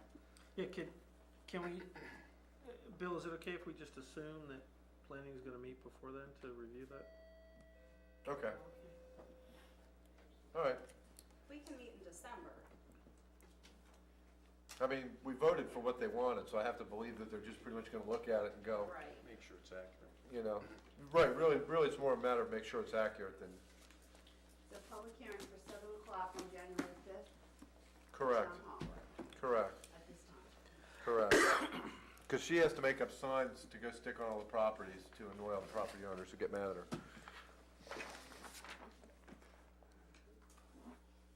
All right. Salt agreement. We have a copy of the standard salt agreement. Ken, I guess, because this is streets and roads, I don't know if you want to cover it. I just know this is something we used to do every year when I was streets and roads. As far as presenting it, Yes, if you want I'll to. make a motion that we go with the agreement. I'll second that motion. This is, you know, the kind of an agreement that we have with the state every year where we buy our salt from them. Barney's, I didn't see anything different in this, really. It came to me and I reviewed it. They're the same terms except the numbers, of course, as previously. They did up our allocation basically based on last year. As I say, didn't we take more? Brian was a little We took concerned. more. Well, there was also like a statewide Right. Right. Right, because last year they actually came to us and froze us at one point. They said, you can't get it anymore. Could we sell So- it back for a profit? We keep it and reuse it. Oh. Yeah, we have, you know, when I started on Streets and Roads, we had enough salt for like one salting of the town at any given moment. Now we have enough to go through a, you know, average winter, basically. So we can still sell it back? The only changes that I saw, Tom, and in some of the, on some of the pages in the old documents, it still designates Brett Ashburn or Paul Davis to get notices. Have we just need to update those to read Brian Johnson. Okay. Which page, I'm sorry? Well, this is a copy of it, you know, an old one, which is attached as like an addendum. So I just want to make sure the new one, you know, everything new. What's in the, you know, they attach so many different versions to this thing. I just want to make sure. Well, he's attaching the original agreement with an amendment to it. Right. So it's the original agreement because it was the original agreement that contained those notifications. Right. And for example, here, I'm not Streets and Roads anymore, Okay. so I wouldn't be signing that. And, The one I have, I believe, has Pat a signature, his signature needs, so we're okay, if that's, Right. instead of Streets and Roads Commission person. gotcha. Yeah, it comes to the mayor now. Right, there's a couple different, right. Right. Okay, as long as all those Yeah. designation things are fixed. I mean, if it comes here addressed to Brett, it's not gonna be a big deal, we'll know it goes to Brian, but. We got a second, any discussion? Nope. All in favor, say aye. Aye. Okay, good. That's one of those town essentials. Done. Okay, we are not doing I was told we are scratching the reduction in letter of credit, but we are doing the I&I project. Yeah, And we have Barney's documents on that. Barney, you want to give us a briefing? Sure. FY 2013, we had RK&K go through all of our manholes, all the manholes from the original 1972 system. And they found 97 manholes that need to be rehabbed. And we skipped last year to move that money into the current year. That way, because we needed 2 years' worth of funds to go ahead and do the manhole rehab. So that's where we're at now. We want to move to the second phase and award to RK&K a not-to-exceed price of $200,000. The estimated cost was, from the original report, the estimated cost was $152,000, and this would also include some of RK&K's supervision time as well. So that's what we'd like to approve. They can get started. They can get started within 2 to 4 weeks. I got a series of questions. All right, Chris has some questions. Sure. The rain tax, we're getting hit with, what is it, 300K? Hold on, I got the number. Bob just showed it to us. No, that was the Mount flush Airy? tax. Flush tax. Oh, Flush which tax are we for talking 6 about? months. Flush tax for 6 months was $563,000. So, can, Whoa, whoa, whoa, whoa. Say that again? The flush tax for 6 months for the town of Mount Airy was $563,000. The bill is right in that stack. right, but that comes out of the water, everything. Comes out of our water and sewer bill. Right. Yeah, so, Yeah, but the, it's But still, collected from regardless of the what you wanna call it, it's a tax that the state has levied on everybody. I mean, we pass it through us and it goes Right. on to the state. right, but, so my first question is, with the rain tax, yet another tax from Annapolis, how do we get credit, if we spend this 200K, we want this 200K to go against the rain tax.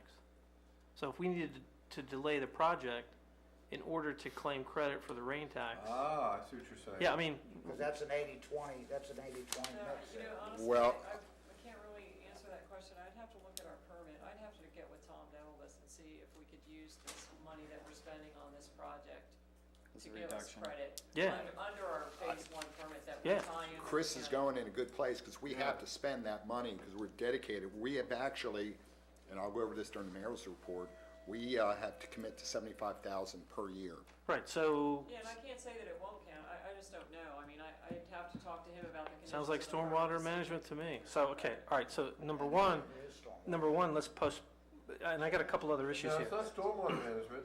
I This guess is it could be. yes, it is. It's making sure the stormwater ends up where it belongs. Right. We've just Wastewater declared, treatment plant. it's stormwater management.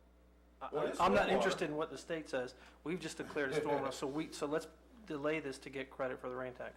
A couple other questions. Barney, was this in the capital budget, long-term capital budget? Yes. Okay. Why are we doing a no bid to RK&K? Why are we doing a no bid award to RK&K on this? Why aren't we putting this out for bid? Because we did put it out for bid for their services 3 years ago, 2011.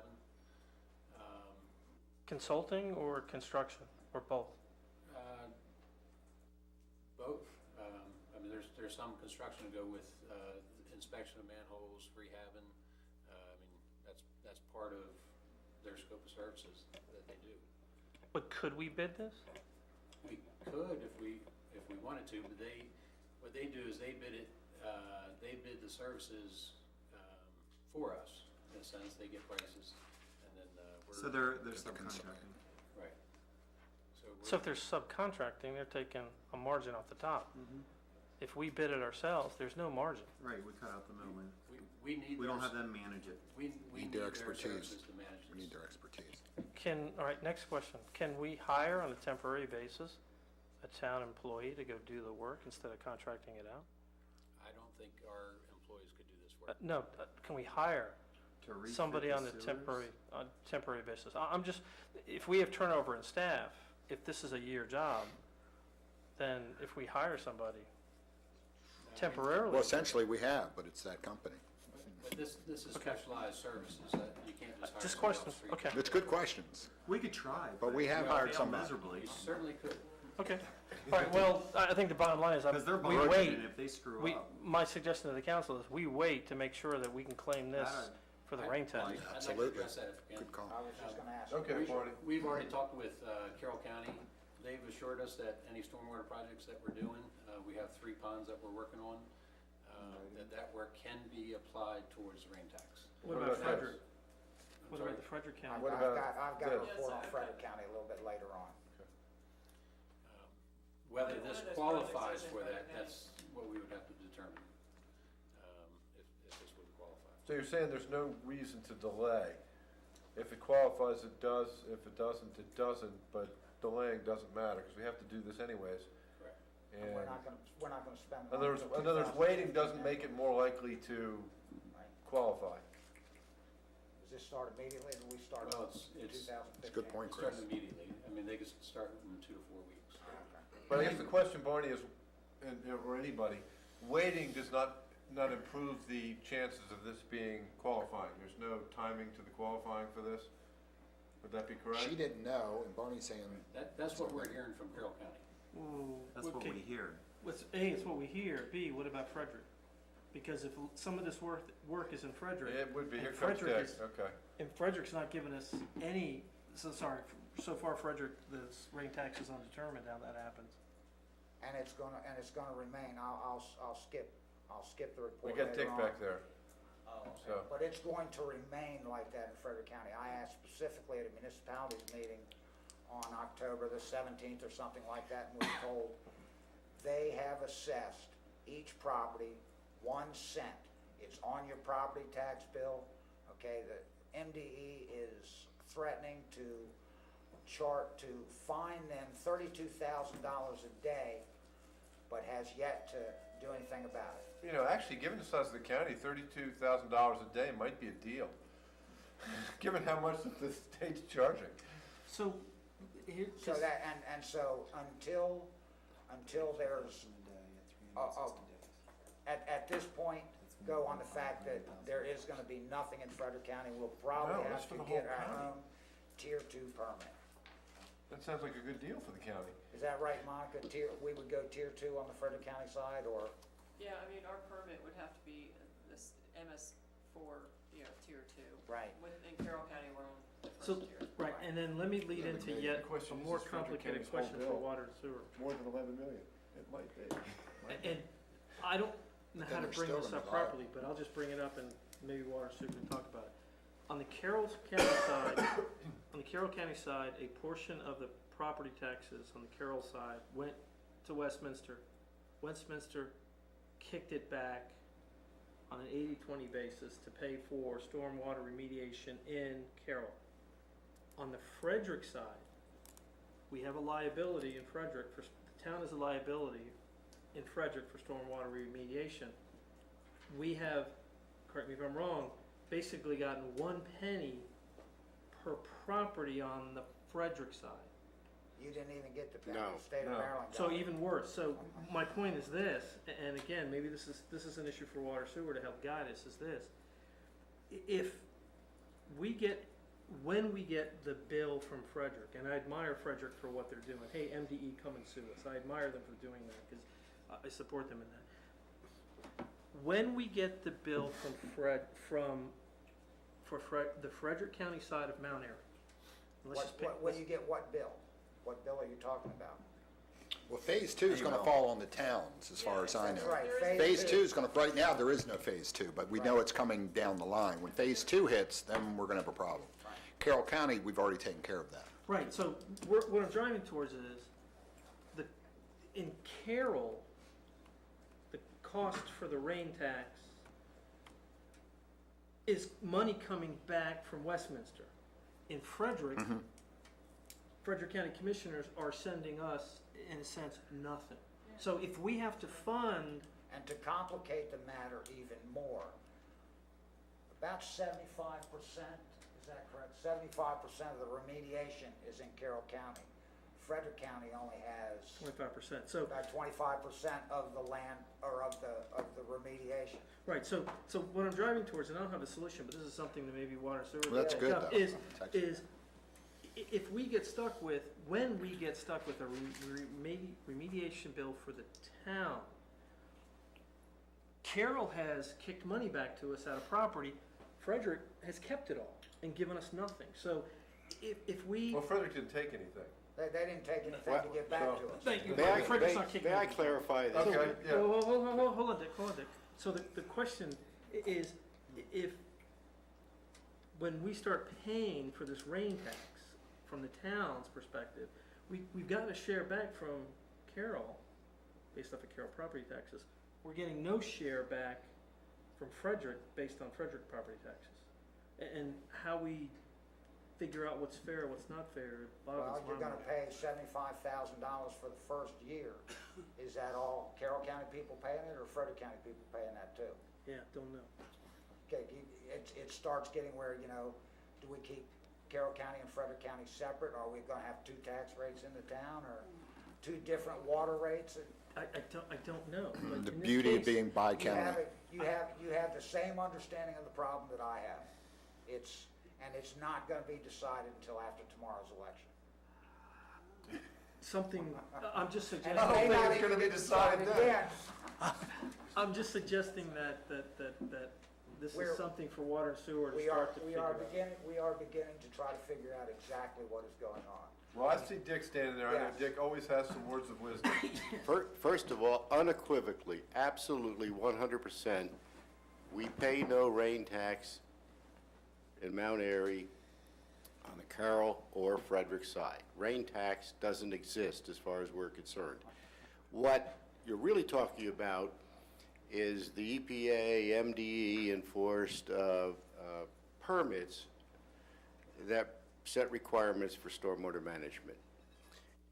In Carroll County, the 80-20 simply means that we have an agreement that projects that are approved that take place within the town limits of Mount Airy on the Carroll County side, Carroll County will put up 80% of the funds, Mount Airy 20. Where do those funds come from? They actually come from a bond issue that's being issued by Carroll County, which will eventually be paid by the share of property and income tax that the county gets. Right, but And let's the be way clear, that's it's still a tax. The money is, There- the money okay, but for- there's no- We're calling it a tax. The money for remediation is coming out of the citizen's pocket. It's still a tax. Okay, but there's no change in any tax rate applied to any citizen in Carroll County or Mount Airy as a result of this. Your taxes will not go up. Well, but again, if that money for this remediation, say, came out of the schools in Carroll, Carroll's got a shortfall, they'll raise property taxes in order to make Well, up the rate tax. what you're saying is this is an under demand on a fixed or limited amount of resources available to the county, and that's correct, just like any prioritization of whether you put it in schools or roads. In this case, this is an unfunded mandate by EPA and MDE that you will do these following things to meet a law that's expressed through your permit. Frederick And County. the current lieutenant governor sees no problem with this. He thinks it's a great idea, according to what I read in the newspaper, the rain tax. Well, yes, he's part of the administration that approved it and signed the law. But Carroll County negotiated a workaround where we don't have to apply a rain tax. Frederick County side. Frederick County funds its stormwater management regardless of whether, Frederick County funds its stormwater management out of general funds, meaning the property tax and the income tax that they collect from citizens in Frederick County, including the people of Mount Airy. Zero amount of that money collected goes to Mount Airy in any manner, shape, or form to fund stormwater management projects, and it won't in the future. When we get a separate Phase 2 permit, which most likely we will be required to do on the Frederick County side, 100% of the cost of meeting the requirements of that permit will be borne by the taxpayers of the town of Mount Airy across the board, because it comes out of general funds. Okay, does that somewhat clarify? One other point. The question about the whole issue about whether we get credit if we start a project prior to July 1st, 2015, Carroll County unequivocally says, oh yes, you will. Frederick County says, I don't think so, I'm not too sure, which always leads me to the conclusion that they don't know. The only people that would be able to give you a definitive answer in writing, signed by somebody with authority, is MDE. Absent that, I have my doubts. There was an email sent in response to a question from Carroll County to MDE, in which they said, if you start a project under your Phase 2 permit today, which we have a Phase 2 permit, will we get credit against the Phase 2 permit that takes effect July 1st, 2015? The answer was yes. The only problem is in Carroll County, we're not going to have a Phase 2 permit. Now, whether it is a poorly worded answer to a question or whether we actually have something that can end up in the future to be a dispute as to whether we get credit today for a project or against the future permit or not, in my opinion, is up in the air. And until somebody, I'm not convinced until somebody comes in and says, I and MDE have the authority to tell you unequivocally you will get credit. To date, I haven't seen that. So I'm not convinced. I'm not as comfortable as Carroll County is. Should we write a letter to the MDE to clarify before? I think we have to write a letter to the MDE to clarify that point, and the fact of whether their expectation is that we will be under a separate Phase 2 permit for the Frederick County side. That's the other question, and only they can answer those questions. Barney, can we table this for a month till we get clarification from the MDE? If we have to. Well, I think it's prudent to do so. Sounds like we have to, because if we spend this money, don't get credit. Councilman Everidge raises a good point. Monica, can you handle that for us, We please? planned on spending the money anyways, but it would be nice to get credit back of 80%. Yeah, well, we have two stormwater management programs, I guess, one in Frederick and one in Carroll. Getting the answer to this question, I think, is critical because It'll be a two-part question, so. yeah, those two we could start and actually work on, but if we do that, we risk putting up the funds Yeah, what's the that are hurdle? going to end up not Good point. giving us the credit. All right, sounds like we're on the letter. What's the hurdle? Monica's got the lever covered for both Carroll and Fredericks. There's two different situations. All right. So, So are plan we is to table tabling- this? Do you need a motion to do it? No, we just don't, if no one introduces it, no one's introduced it, right? Yeah, I don't know. Does it have to be introduced? This doesn't have to be Just introduced. agreeing on this, So we're There just was no gonna wait. motion made. Yeah, we're just gonna wait. All right, I guess we're just waiting. we're gonna hold it, and I'll put it on the agenda for next month. All right. Mayor and council reports. Okay, Wait a minute, Chris has got, I had asked for something to be put on the agenda about financial plan and never made it. I do remember that request. To me? Yeah, I saw the And to- email, we yeah. asked for a And to Lisa. financial plan update to be on the Yeah. agenda, and I remember I think I okayed it. Was there Maybe it stuff was in our work. packets? Is it when I was there? No, it was just a brief, it's just a brief verbal update. Yeah. I don't know, but you can have it. Okay, But I do remember him asking, and I remember it got lost in the shuffle Yeah, I was somewhere. out a few days last week, Okay. but Yeah, I don't know. Next time? but she was hiking in the mountains, having a good time, you know, I should. okay, so briefly, Monica's queried both the rest of the towns in the area and Jim Peck over at MML. We seem to have a unique problem. We're the only ones with money, meaning we're the only ones with a budget surplus. And I think according to the last audit, we're up to around 13 million bucks. So last council meeting, I asked the council, hey, you know, in order to invest properly to quality of life community, spend this money wisely, some portion of it wisely.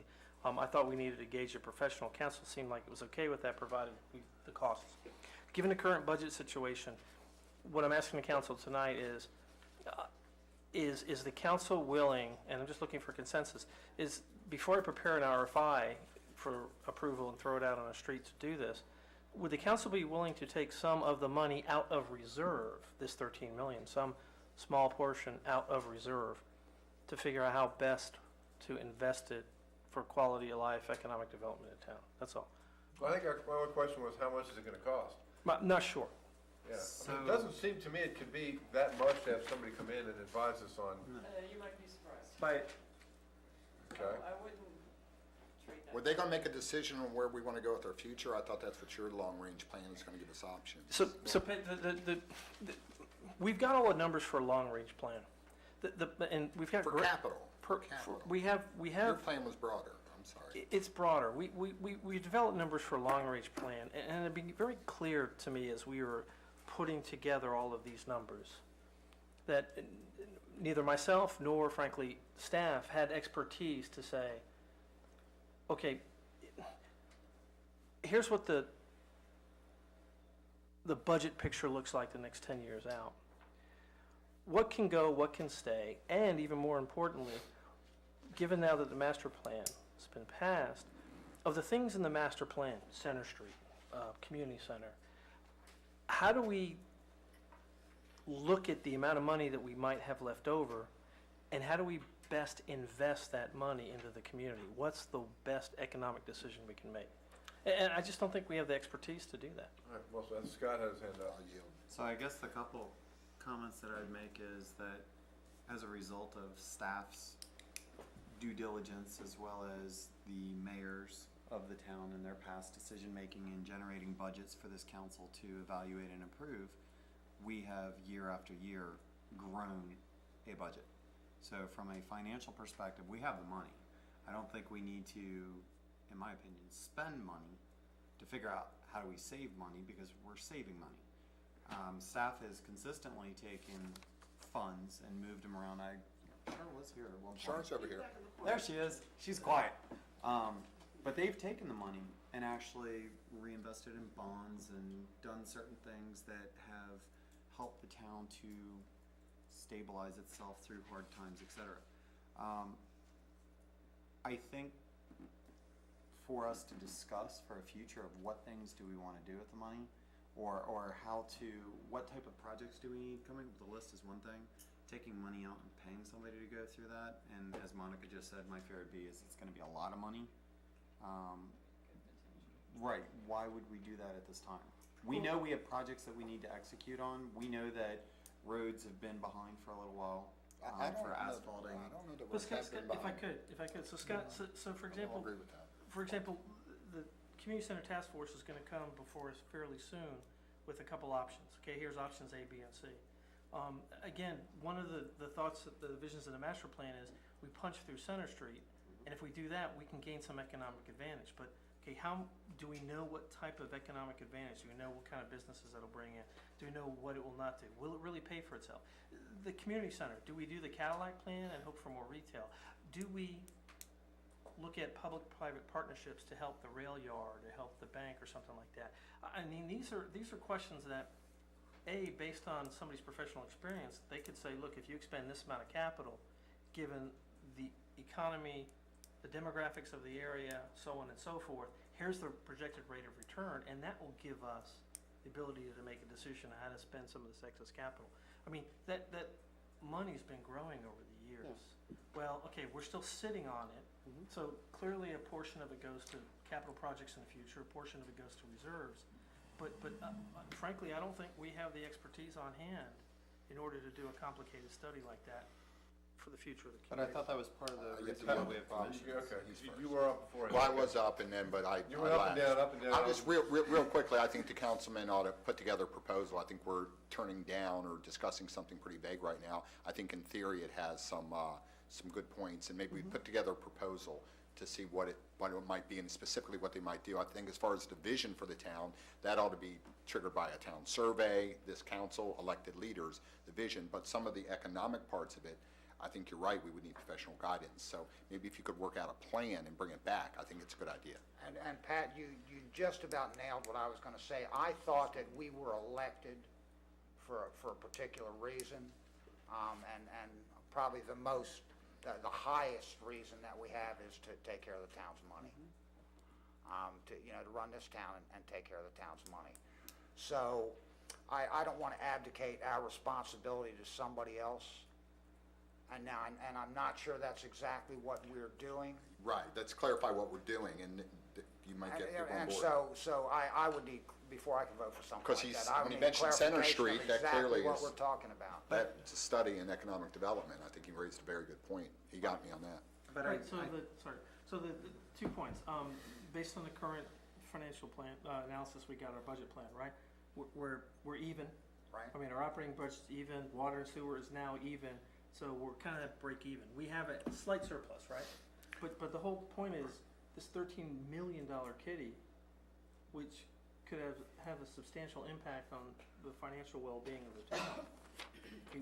We don't have, I don't believe we have the expertise on staff or here at the table in order to project, okay, if we do this, what's the return on investment that we make? That's all I'm saying. Right. And all I'm saying is, that's fine. But clarify exactly what it is we're looking for from this expert that's out there. Yeah. Okay. Okay, I Which don't goes wanna along go with out there. the- I don't know and enough say- now to make a decision. That's right. Okay. Scott? And I agree with that, but I was also going to add in, we also have commissions that we've put together with individuals and folks that are looking at these things.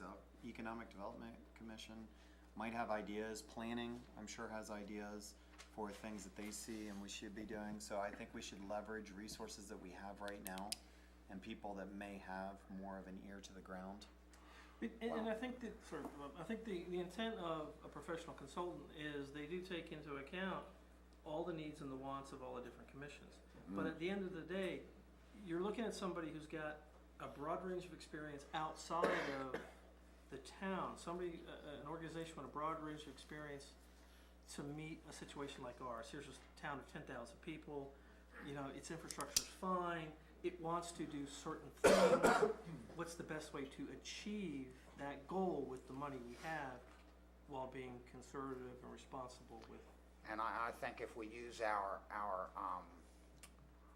contacts in MML, that you can get somebody that does this along these lines, with municipalities and helps municipalities out in this way, as opposed to just going out there and, getting a financial advisor. I think Councilman Everidge has a great idea. We're really going above and beyond what our accounting firm does to really get down into the weeds as far as how we can get the most return. Right. Right, and so Bob, we did reach out to MML. The problem we have apparently is unique. Other towns don't have money. Nobody has the money. We probably have 400 times the standard accounting practices. There's an acronym I can't remember of what you normally should have. We have 400 times. And I'm like I say, I'm very proud of the history of this town. It's a good problem to have. Yeah, it really is. We're stingy, and that's cool, because it's just putting money in the bank. I remember when we built this new town hall, and we had some MML meetings and had other people in here, and they're like, wow, how'd you pay for this? Float bonds, do that. I said, no, we wrote a check. And all the other towns were like shocked. Yeah. That we could just write a check because we'd save money, so we were able to actually build this. I would just like us to be more focused about what it is exactly that we're looking for. So we're all in agreement. Come back with a plan. Tell me what you want. Just so I understand, you're talking about a financial planner for the excess money that we would have? Is that what you're saying? How it can be invested? Not, when I say invested, Invested in the town. Projects. invested in the community. What kind of investment is a community center? Physical investment. I'll focus on one small thing, the community center, because he mentioned that. They're going to come to us with plan A, plan B, plan C. Somebody who can sit down and do the financial studies and say, you're going to best spend the money on B, because that'll get you some real return for your dollars. Right. So I'm confused with what you wanted. Well, how they're going to do That's it, why I'm I trying don't to know. understand what you want. It seems like the people around this table could figure that out. Well, no, what he's saying, let's say we poke Center Street through, they might say, okay, if you do that, then you bring in all these businesses, now your tax base just went up, so that $800,000 you just spent to poke through is going to get a return within the next 2 years. That's the kind of study.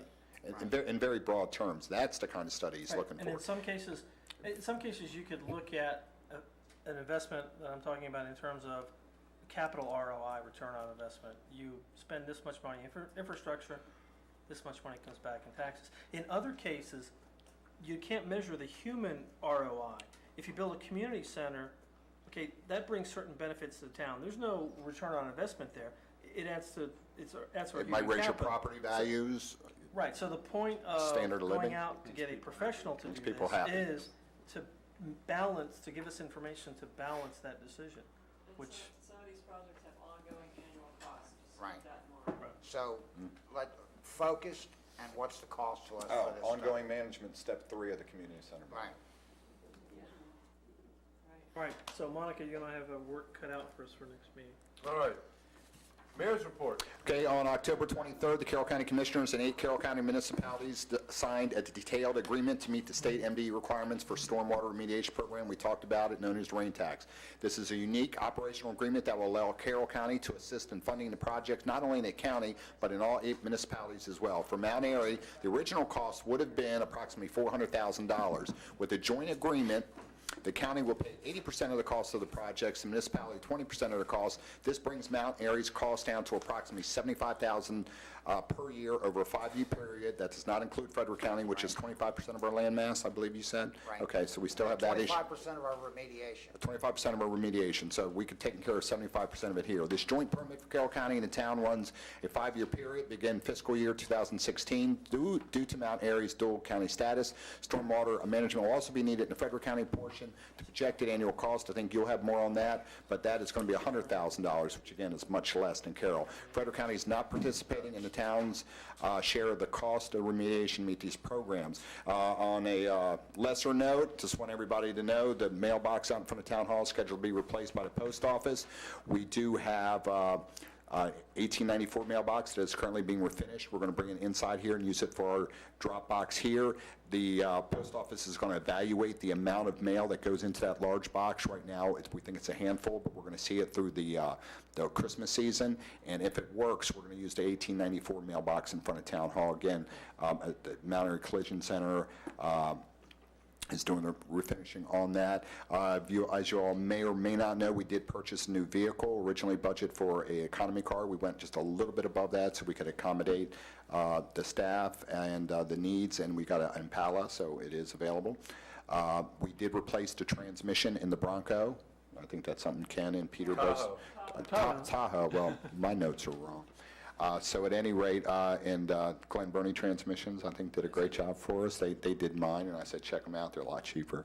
From Charlene, the audit has been completed. And this is, you all have a huge packet. I'm just going to summarize it towards what Chris was heading to. The audit has been completed, and we have surplus funds in both the general fund and the water and sewer fund. The general fund had a surplus of $635,000, and it's a result of some revenues coming in slightly higher than budgeted and expenses coming in much less than budgeted, and due to careful spending in capital projects that didn't move forward as planned. The water and sewer fund had a surplus of $362,000. I just want to let you know, I also attended a conference with Holly. Legit Insurance honored the town of Mount Airy with having one of the lowest claims of any municipality in the state, one of the lowest claim rates. And, we had to settle a few claims. Part of that is due to, I want to thank Councilman Everidge, and I don't know if you were working on that or not. You two have kind of flip-flopped commissions. What's on the fog ordinance that we've been very proactive, and we're going to save a lot of insurance money going forward as a result of our fog ordinance. That's fats, oil, and greases requiring them not to clog up our sewer system. That concludes my report. I have 2 appointments. I'd like to appoint Paul Clay, not as a alternate, but as a actual full-time member to Economic Development, and Mike Dixon to Recycling. I will move we accept those 2 recommendations. I'll second. Got a second from Bob. Any discussion? All in favor say aye. Aye. All right, up next, EDC, Water and Sewer. Okay, Water and Sewer. On October 21st, the entire Water and Sewer Commission took the online FEMA Emergency Natural Disaster Training. Great job, guys. The average wastewater treatment plant flow was 0.606 million gallons per day last month. That's about 50% of our allowable total. We're still looking for folks to work with us on water and sewer. I don't know why we don't have people jumping at the opportunity. And the next meeting will be held this Wednesday, November the 5th at 7 o'clock. Economic Development. We began a discussion on the options available to complete Center Street through to 27. Saturday, November the 8th at 9 o'clock, that is this Saturday morning at 9 o'clock, we'll be decorating the train station. All volunteers are welcome. Good job. Okay, Friday, November 14th will be the holiday preview. All of the stores will be open till 9 o'clock. Most will be serving wine and snacks. Bring your special someone downtown and check it out. Live music and carolers. How cool is this? Saturday, November the 15th will be Family Day downtown. Story time, skits, and carolers are just some of the activities planned. Saturday, November the 29th, which is the day after Black Friday, will be Small Business Saturday. Stay in town and shop local. Mount Airy survival kits will be available with purchases.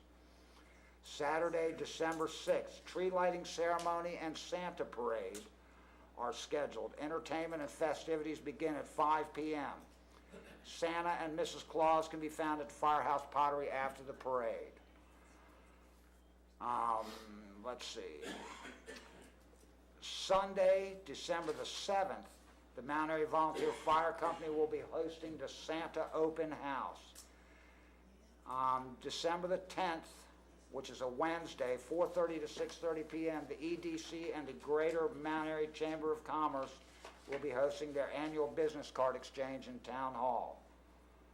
A wine tasting and refreshments are scheduled. I also attended the Frederick County Board of County Commissioners. They meet with the municipalities on Thursdays, monthly on Thursdays. At this point, I was told very sternly by the 5 men sitting in the big box that Frederick County's response to the rain tax will remain 1 cent per year per property. As I said, MDE has threatened to fine Frederick County $32,000 a day, has yet to take any action, and they're not the least bit bothered that they might take action. They don't think they're going to do anything about it. And this is eventually going to come down to a suit. So this just complicates the situation for Mount Airy and the non-existent rain tax. Okay, the Maryland Municipal League Frederick County Chapter meeting on October the 23rd. The annual legislative dinner for the Frederick County Chapter will be held in Walkersville, Friday, December the 5th, 6:30 p.m. That's a good one. You don't want to miss that one. The legislative priorities for the 2015 session were decided on September the 12th at the Fall Conference in Annapolis. They're looking for 100% restoration of the highway user fees, and they want it in a lockbox that the governor cannot get to. They also are looking for clarification of which body, elected municipal or an elected municipal governing body or an appointed planning commission, has the final authority to dictate the shape of municipal comprehensive master plan. We had that discussion years ago, and there's really been no definitive answer. They're going to try to force them to answer it.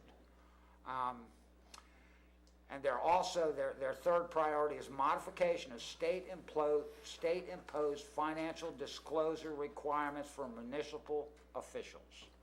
So they're also addressing the ethics. And that is my report. Oh, other than tomorrow is election day, get out and vote. Well, if you need to know who to vote for, come see me and I'll let you know. Okay, but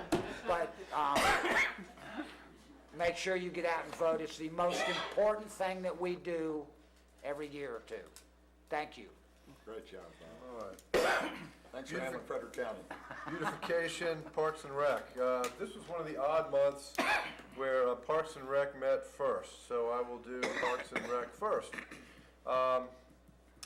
Parks and Rec is, Larry already got up and talked about the caboose and what's going on with the rails to trails, and you can, right outside on the wall, right on the other side of this wall actually, is the playhouse that's being raffled off. Go take a look at it. I looked at it on the way in. It looks real nice. I'm sure Larry said they're going to bring it up somehow, but it looks nice to me now. It's very nice. So keep an eye on that, and that'll be to help with the caboose. Something I just wanted I had on my notes here to kind of broach with the council, because this has been something that's been bouncing around for years, and that is the issue of the Rigler property for access to Windy Ridge, so that we can actually start to do stuff on that park property. Is that something that the council would be interested in, considering maybe that we approach the family and say, hey, can we look at, some kind of purchase to buy this land? Don't tell them we have $13 million in reserve. Well, we can't pay more than whatever, we just can't pay more than whatever the appraisal's gonna be on it, but Heather, I see a hand. I was just reaching for my cup. Yeah, but his eyes catch everything. It's a, But Peter, it's a great idea. As he drops his pencil. My ears are perked to find out if there's staff follow-up on whatever the council, that's what the. Because we can do nothing in Windy Ridge really because of that issue. And it's the perfect entrance. It is. But he wants something. Okay, so. Well, he used to want some dense zoning. Yes, I think he's looking for townhouses. I hope there's a more reasonable offer we could put on the table. I'd say, yeah, I'd say, That's sure, yes. take a look. Take a look. All right. Just don't tell them we got 13 million. It's gonna be in the newspaper tomorrow. Make that 1,300. All right, well, we will, Bill? That was part of the rationale for the recommendation that planning made to you. Leaving in the outer growth boundary. Property. Right. That's why I, That was part of the rationale. yeah. Whenever we mentioned that property and somebody was like, oh, why is that in there? I always said, well, because that's really the access point for that park. And that was only with a low-density residential, That's correct. so That was also part of the rationale. it's only R2, or, yeah. Yeah, what does he have in the county? He's got even less in the county, doesn't he? Yeah, he took his zoning off of the table. He has ag zoning in it. He has ag in the county, okay. A future land use designation of low density. But it's, right now it's zoned ag. Right. Yeah, he didn't, he pulled it. All right, so we will see where we go with that. And then beautification. Last time I mentioned the daffodil situation. They're having a heritage daffodil collection. Apparently they got even more daffodils than they've been able to plant yet. So I think some of them they're actually gonna plant along the rail trail. So next spring we'll see some nice daffodils coming up back in there. Sweet. I've got on here something Bob actually covered. Beautification wants everybody to come show up for the train station decorating, November 8th. Be here in the morning. I've got 9 a.m. on here. That's always a fun event. This is, I think, gonna be the first year I've ever not been able to be there because I have to be at something else. But it's always a lot of fun going out there and decorating the train The station. 8th or the 9th? Saturday morning, 9 a.m. Saturday Isn't that the morning. 9th? No, It's the 8th at 9 a.m. All right, well then, The 8th at 9 a.m. I will not be holding my mayor's form. It's a Glad I didn't announce It is it. the 8th. Did I have the 9th on mine? Coffee and donuts will be provided. It kind of, Late fine donuts again. it kind of always gets you in the Christmas mood, going out there and hanging up all the decorations. With your and, iPod, it did. You know, No, oh, I I, said that's right. I always Saturday. play Christmas music on my phone, but I will not be there this year. I'm really, I'll get some yeah, I music. hate that I'm gonna miss it, but that's it. Just bring your guitar along and sing Christmas carols to us. One of the projects that Beautification is working on is they're trying to find a placement location for the next sign in this sign project, which looks just like the previous signs, but it's gonna be the Wildwood Park sign. I think the decision is that that's probably going to end up being on Park Avenue as you're coming down Park Avenue from 27, kind of at the end of the fence. So you'll see it up on the hillside there as you're coming down Park Avenue. I've gone and looked at the location. I think it's a real nice spot for it. So that sign project is something that's being worked on. Parks and Rec will next meet on the 18th, and Beautification, I got it backwards. I guess Parks and Beautification will meet on the 18th, and Parks and Rec will meet on the 20th of November in this room. Please feel free to join us, and we will move on to P and Z. So I'll report for the Planning Commission, because there is no Planning and Zoning Commission. The code clearly states it's the Planning Commission. The planning met this past month to put together documentation that we voted on this evening, the conclusion of the master plan. And again, as the Chairman Butts said, we're done. Congratulations to all, great job done. And that's about it for planning. Community Center Task Force, we're going to reschedule our meeting this month. We haven't picked a date just yet, but the purpose of the meeting, again, is to narrow down the 3 options that the Community Center Task Force plans to present to the council for consideration on how to move forward. So there's some costing estimates that are being put together as well. So that's my report. All right. Trash? Recycling and sanitation. The most important commission that is here. Tell them, Scott. My favorite commission. 100% support. Without trash, you all know what it means. If the trash doesn't get picked up, there's a lot of problems. We hear about it, and we've heard about it, and we continue to want to hear about it when it doesn't happen. So please contact Town Hall like you have been to let us know in a timely fashion. As far as having a meeting for recycling sanitation, I know, heartfelt, we didn't have one this month, but we are, or last month, but we are going to have one this month. It's on the 19th at 7 p.m. here in Town Hall. Additionally, I distributed for council's review just some tonnage information that I got. The trend I see out of this data is that for the past 3 months from July to September, the numbers have been going down. Generally, that kind of happens as it gets colder. We saw that we had yard waste. We had a pickup that happened in September for 16.85 tons. And that basically concludes the report unless anybody has any questions. Streets and roads. As you can see, Main Street's getting paved. Yes. Good job, Ken, good job. And you got it done at no cost to the town? Is that right? Yeah. Ah, It's a state project. but it's That's gonna be true. a nice project, right? There's been a lot of hits on Facebook about it. Finally. They did have a meeting, and the one subject that they did discuss was parking over on East Ridgeville Boulevard near Five Guys right there. And I think maybe the mayor can answer that, but I think no parking signs are going to go up there. Yeah, your commission made the recommendation, Yeah, and no we parking signs supported the will go- recommendation, and they're going to put signs up. Along Good there. job. They will have another meeting in early January, Streets and Roads, hopefully, and that's my report. All right. Monica, town administrator. Okay, let's see, Katie had her baby. Congratulations. That's really important on October 29th. What's the baby's name? Isn't that what? Her name's Lila. Lila. See, I'm trying to share my sensitive side, Lila. Her name's Lila. And so she's gonna be home for a few weeks, and then she'll come back, thank God. Anyway, we love Katie.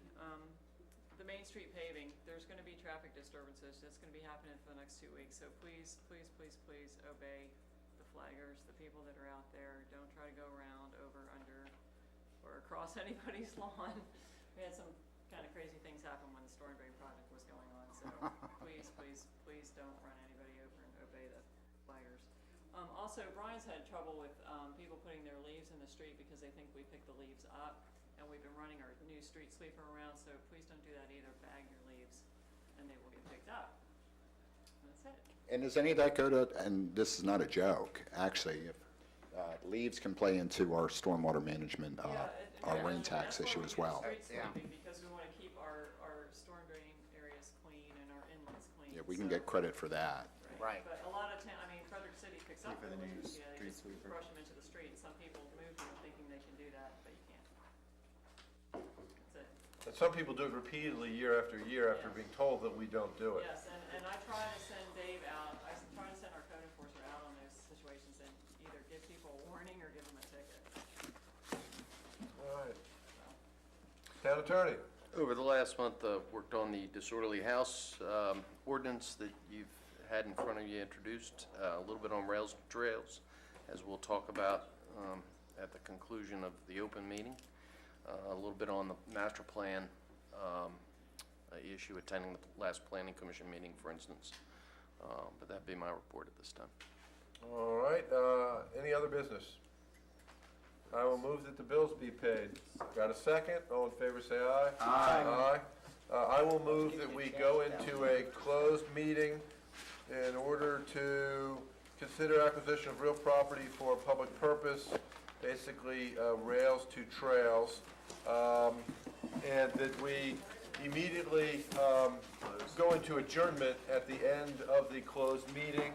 I will say, move it, Scott seconding it? Yep. Phoebus? Strong? Aye. King? Aye. Everett? Aye. Pelt? Aye. And I don't think I have that form, Debbie. Okay. I just to check. Thanks, everybody. Have a good Thanksgiving. That's the one thing where I'm supposed to technically work down the line. Early.